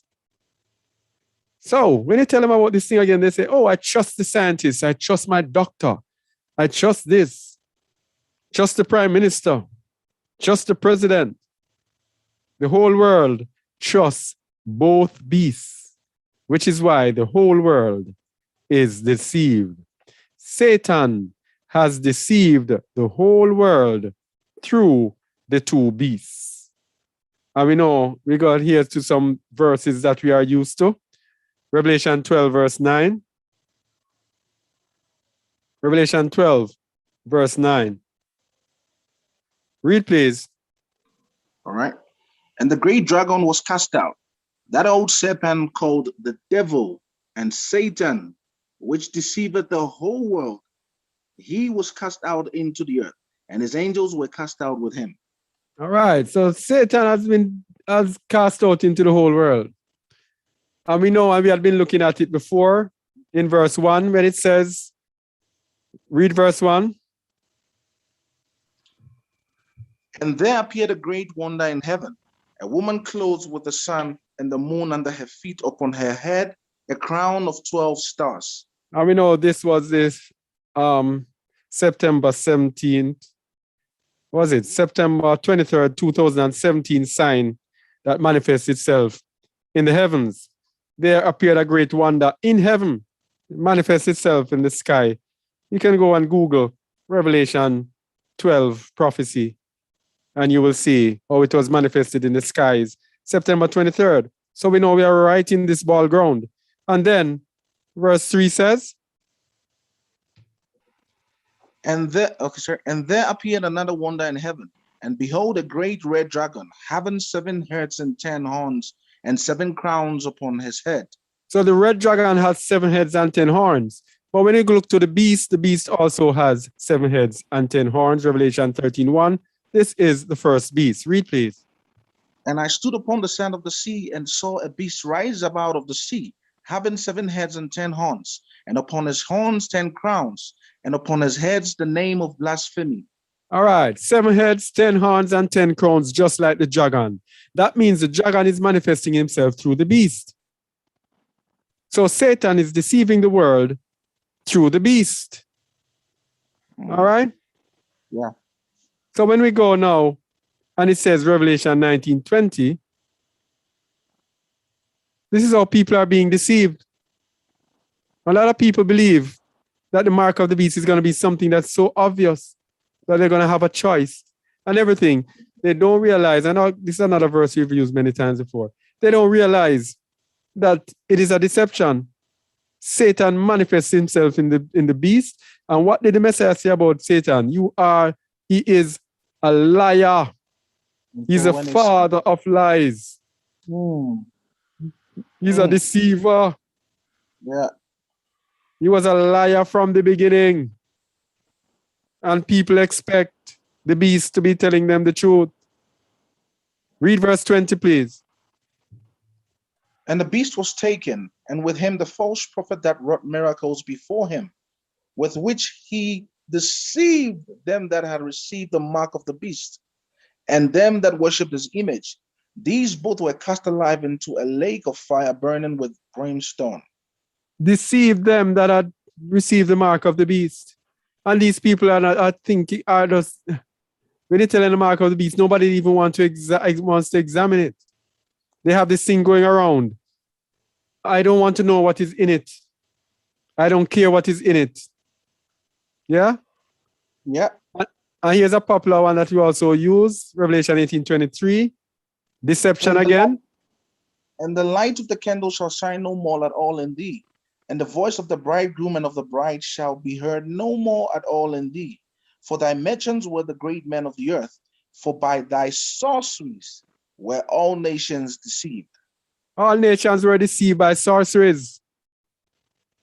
Satan is a deceiver. He's using the beast to deceive. And we know that this sorcery comes from the Greek pharmakia, which means medication or pharmacy. So the whole world, the whole world, all nations were deceived by a medication, a pharmaceutical.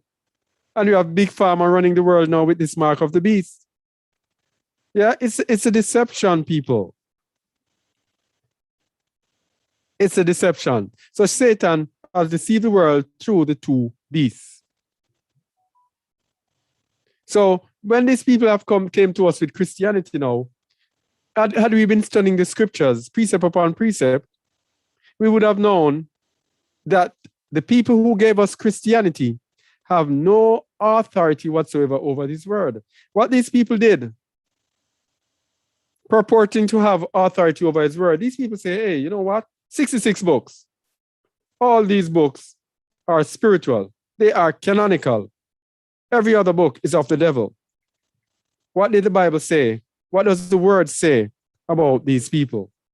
Tehillim 50 verse 16 to 17. Do they have the right? Do they have the right to tell us what to read? Do they have the right to tell the children of Yasharal what to read? Read, please. But unto the wicked, Allah saith, what hast thou to do to declare my statutes, or that thou shouldest take my covenant in thy mouth? How can you be, what authority do you have to be telling us to read 66 books? And this is what you must read, and this is canonical, and this is holy. What authority have you to be rejecting scriptures like the book of Joshua, book of Kanuk or Enoch, the book of Jubilees, the apocryphal book, the book of Second Baruch, the testament of the 12 patriarchs? What authority have you? Verse 17 says, Seeing thou hatest instruction, and castest my words behind thee. These are the same people who tell you that law is done away with. What do? Yes. Cast the Most High's word behind them. Yes. And they tell you to not read these. Wow. Wow. This is how the beast keeps us blind, brother. Blind, yeah. This is how it be. Yeah, that's how they keep us blind. And Tehillim 147, 19 to 20, which we know by heart as well. Which one is this one, Shamuel? Go ahead, And please. he showeth his word unto Jacob, and his statutes and judgments unto Yasharal. Continue. He hath not dealt so with any nation, and as for his judgments, they have not known them. Praise ye Yahuwah.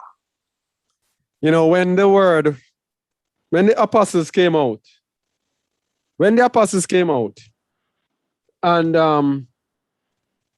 the word was to go to the Gentiles, it first had to come through an Israelite. It had to come through Apostle Kepha, and then the Apostle Shaul, who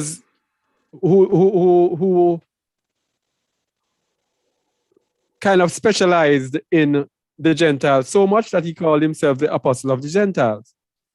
When the word is to come to the Gentiles, it has to come through Israelites before they get the understanding.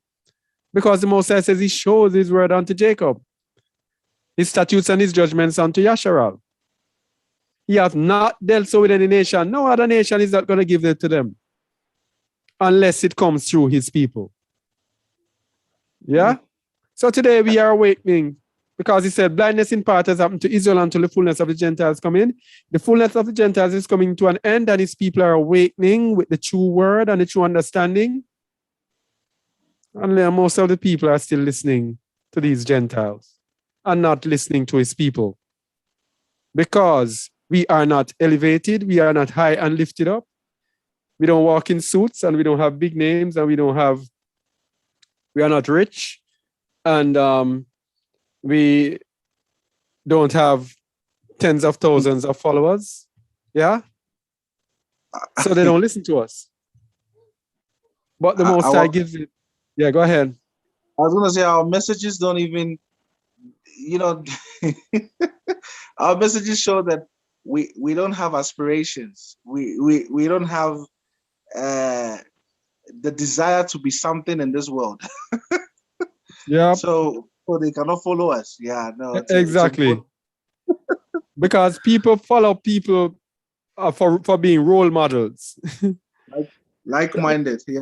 Like-minded. So if you're not aspiring for riches, people are not going to want to follow you. If you're not preaching the riches, prosperity, only those who follow truth will follow you. And that's going to be a small amount of people. All right?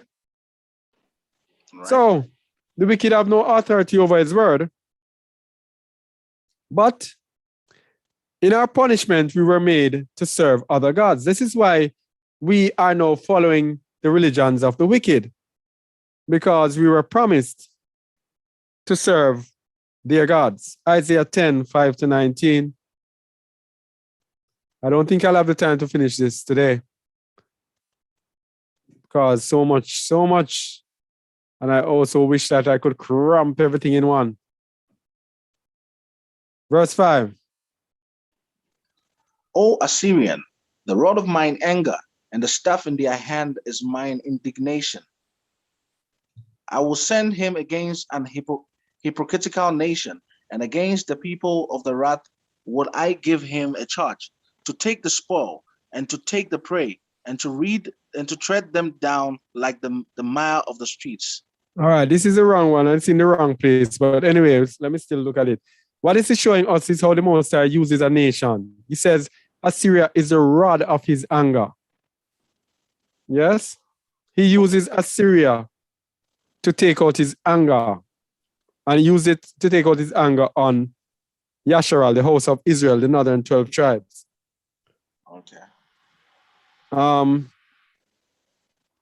Verse 7. Howbeit, he meaneth not so, neither does his heart think so, but it is in his heart to destroy and to cut off nations, not a few. All right, what we're seeing here is the Most High always uses these nations, but these nations always overdo it. Always take it to heart, not knowing that the Most High is using them, and take the opportunity to exalt themselves and to keep conquering and killing and to keep abusing the authority they have been given. Yes? Verse 8. For he said, are not my princes altogether kings? Is not Kauno as Kachemis or Kachemis? Is not Hamath as Apad? Is not Samaria as Damascus? Yeah, continue. As my hand hath found the kingdoms of the idols, and whose graven images did excel them of Jerusalem and of Samaria. Shall Continue. I not, as I have done unto Samaria and her idols, so do to Jerusalem and her idols? All right, Wherefore, so Assyria is the rod to punish Jerusalem. Verse 12. wherefore it shall come to pass that when Yahuwah hath performed his whole work upon Mount Zion and on Jerusalem, I will punish the fruit of the stout heart of the king of Assyria and the glory of his high looks. All right, so they always overdo it. So the Most High says when he has accomplished his work on Jerusalem, then he's going to punish them. Verse 13. For he said, by the strength of my hand I have done it, and by my wisdom. For I am prudent, and I have removed the bounds of the people, and have robbed their treasures, and I have put down the inhabitants like a valiant man. Just like Nebuchadnezzar, look at Babylon that I have built. Yeah? Same way, exalting himself, not knowing and understanding that it is Yahuwah who put him up. Verse 14. Verse 14, and my hand hath found as a nest the riches of the people, and as one gathereth egg that are left, have I gathered all the earth, and there was none that moved the wing, or opened the mouth, or peeped. So they are exalting themselves that I. So the Most High is now going to say, verse 15. Shall the axe boast itself against him that heweth therewith? Or shall the saw magnify itself against him that shaketh it? As if the rod should take itself against them that lift it up, or as if the staff should lift up itself, as if it were no wood. So how can Assyria be boasting themselves against the Most High? Verse 16. Therefore shall Yahuwah, the Yahuwah of hosts, send among his fat ones leanness, and under his glory he shall kindle a burning like the burning of fire. Verse 17. And the light of Israel shall be for a fire, and his Holy One for a flame, and it shall burn and devour his stones and his briars in one day. So he's going to use the same Yasharal in the end to get back at Assyria. All right? Yep. So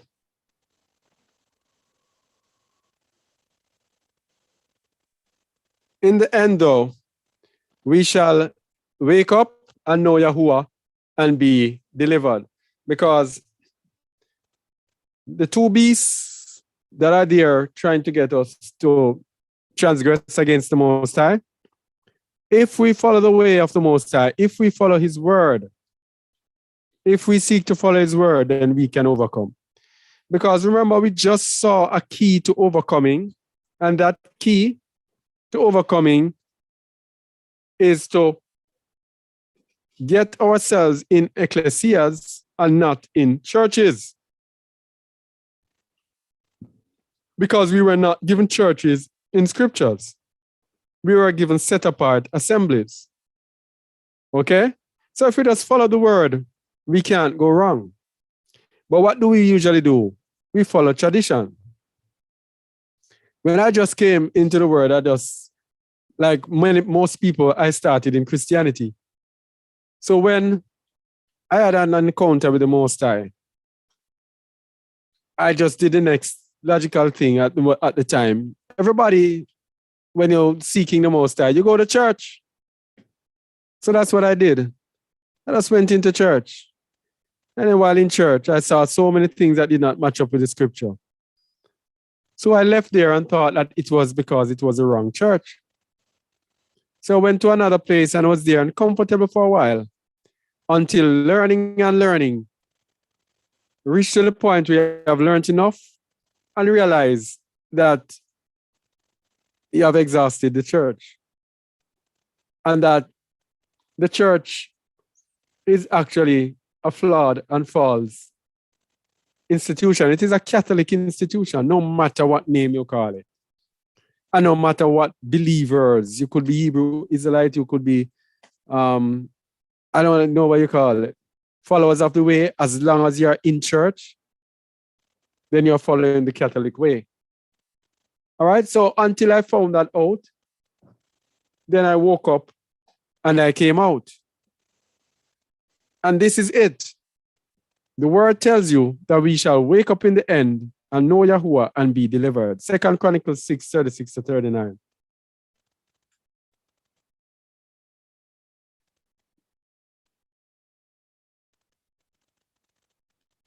And I was saying this to a friend yesterday. I was telling him that he is a deacon in a Christian church. And he was having problems because he's now coming into some form of truth. And he's realizing the shortfall in the church. I know his Christian or his pastor does not even understand prophecies, etc.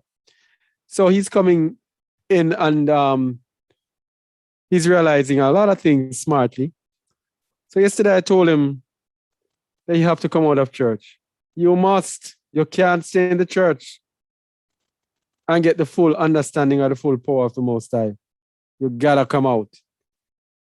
And that's what we're telling people today. Whomever is watching us, you got to come out. You can't stand there and serve the Most High, because that is Satan's assembly. Verse 36, read please. If they sin against thee, for there is no man which sinneth not, and thou be angry with them, and deliver them over before their enemies, and they carry them away captives into a land far off or near. Yet if they bethink themselves in the land whither they are carried captive, and turn and pray unto thee in the land of their captivity, saying, we have sinned, we have done amiss, and have dealt wickedly. If they return to thee with all their heart and with all their soul in the land of their captivity, whither they have carried them captives, and pray toward their land, which thou gavest unto their fathers, and toward the city which thou hast chosen, and toward the house which I have built for thy name, then hear thou from the heavens, even from thy dwelling place, their prayer and their supplications, and maintain their cause, and forgive thy people which have sinned against thee. All right, so here's the process.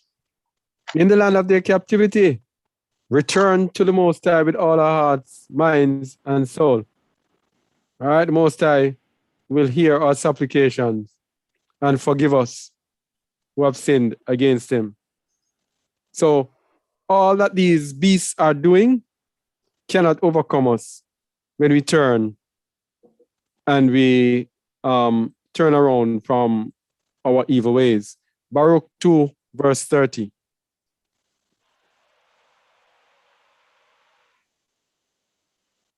Baruch 2, verse 30.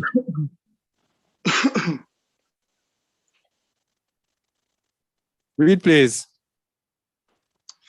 For I knew that they would not hear me, because it is a stiff-necked people. But in the land of their captivities, they shall remember themselves. This is us that is speaking about. In the land of their captivities, now we have remembered ourselves. Verse 31. And shall know that I am Yahuwah, their Alua, for I will give them an heart and ears to hear. Continue.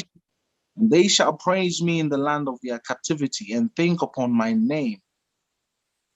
That's what we're doing. Continue. So think upon my name. It's also emphasizing the importance of the name as well. And Yes. return. And yeah, he's not God.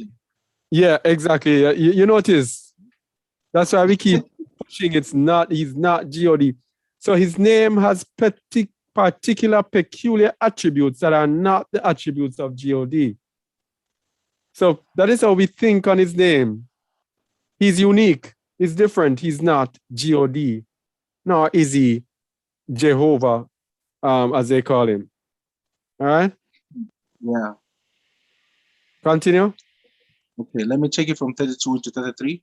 And they shall praise me in the land of their captivity and think upon my name, and return from their stiff neck and from their wicked deeds.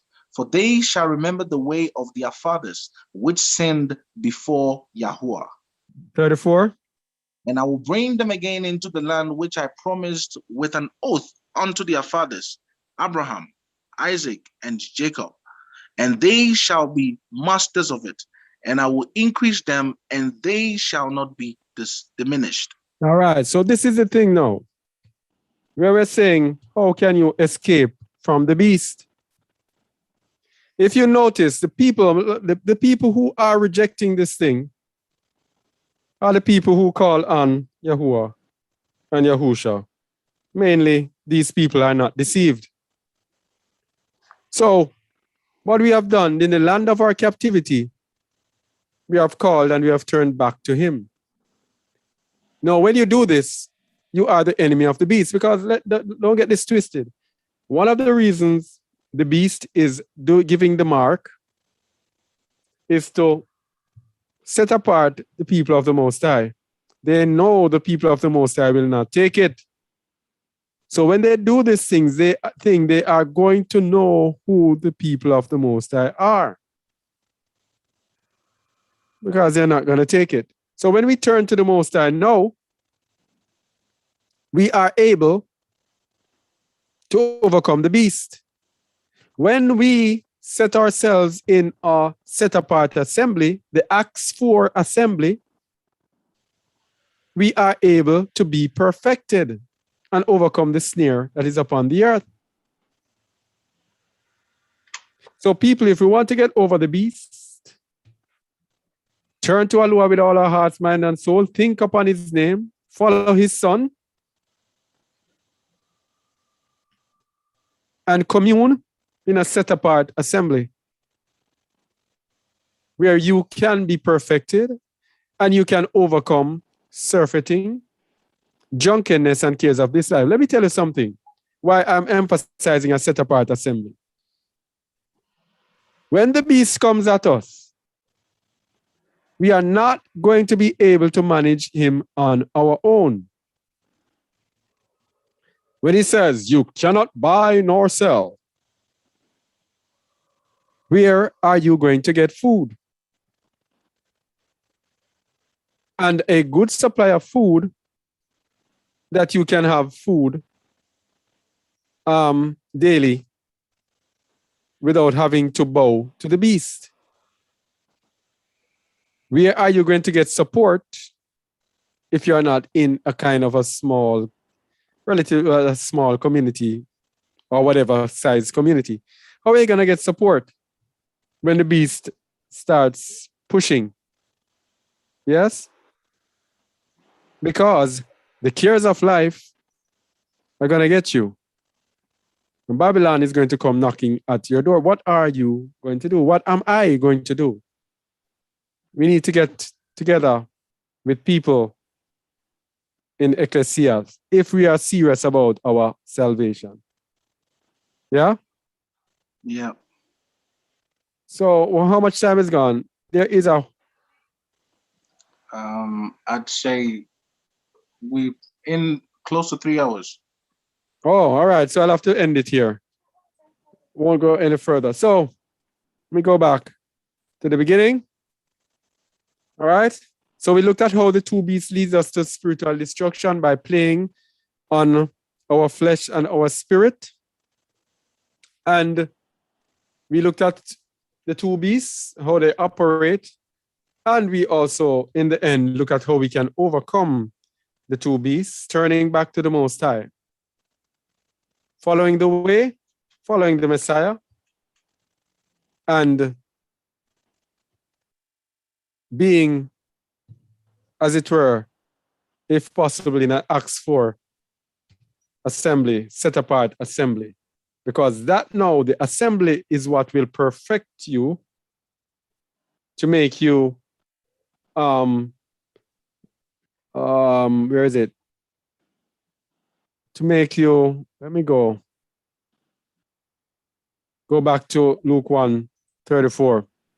Let me go back to Luke 1:34. Luke 1:34.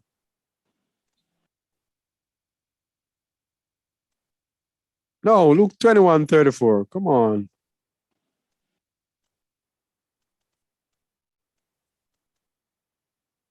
All right, so the Acts 4 assembly will make us be able to overcome surfeiting, drunkenness, and cares of this life.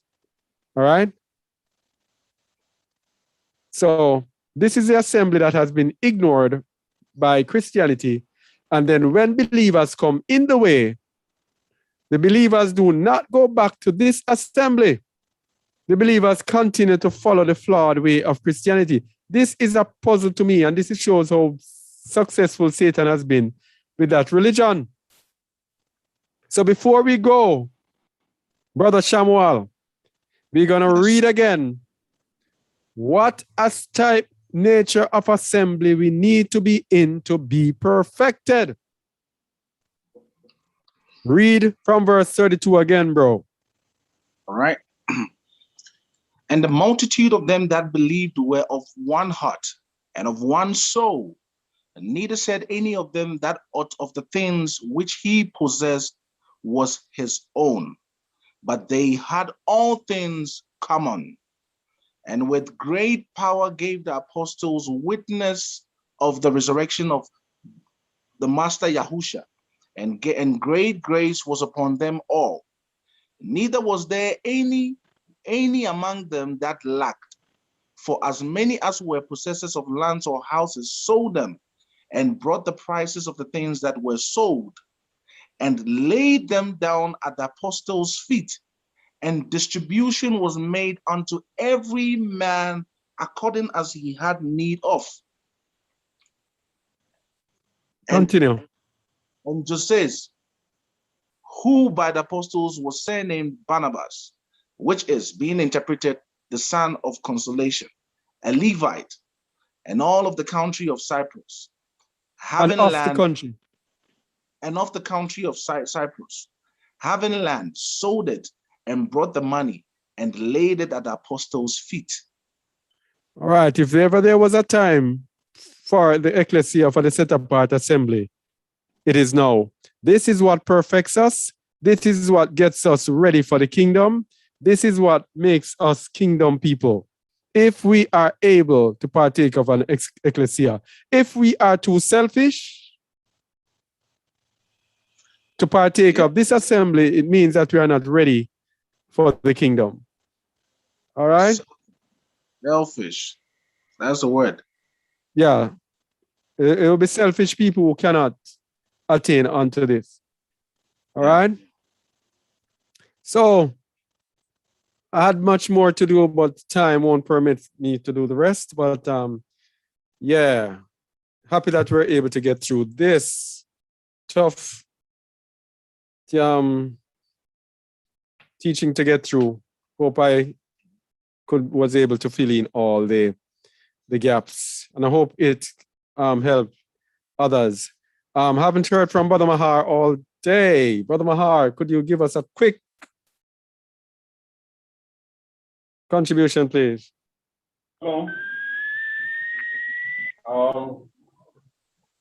Well, basically, nothing new.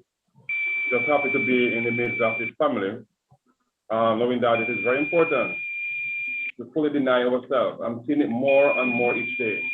If we do that, job well done. I mean, I've seen where I have been tested, and I see that definitely that which we are saying, it is so. We have to fully deny ourselves. Looking at church cannot be it. Because sometimes in a small group, it seems so difficult. Churches are thousands. How can they be in one accord? Let's not be deceived by the crowd. Let's be humble. Know that if we continue in this small family setting, doing the will of the Most High, that is us being on our way to the kingdom of the Most High. Let's be encouraged. It doesn't matter what happens.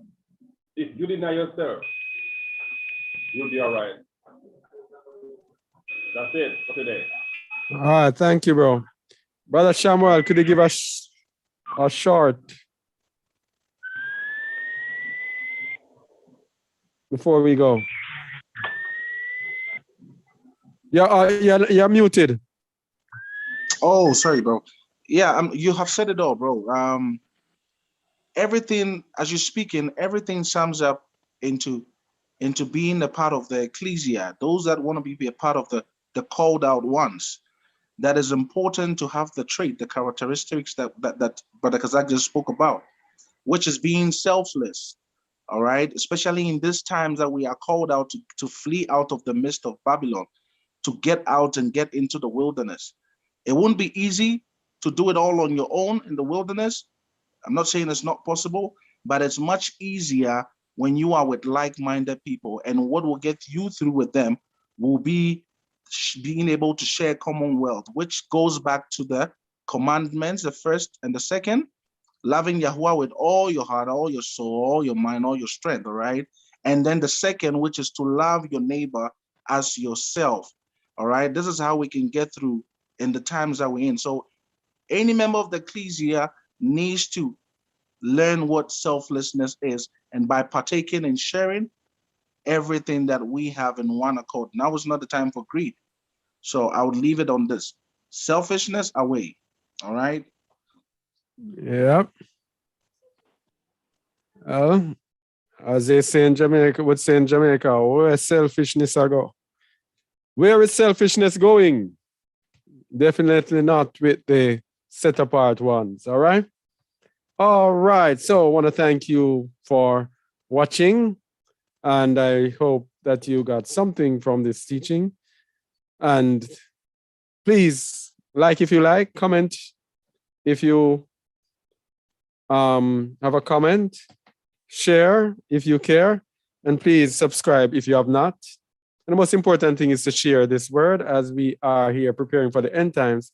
And most of what we say are actually targeted right now to prepare us for the end time, to perfect us, to sanctify us, to get us ready for the kingdom. That's what we do. Right now, we don't have any time to be playing around, talking anything about materialism, etc. It's about perfecting the soul. All right? And so at times it will come hard because time is over. It's time for perfection. Time is over for patience with people, meaning it's time to rebuke, reprove, exhort, encourage, whatever it takes to get our people to wake up. All right? As the Apostle Shaul said, redeeming the time, for the days are evil. All right? So Shalom, and thank you once again for watching. This is Chazak Eliyahu Yasharal from Just a Word. Shalom, shalom, shalom.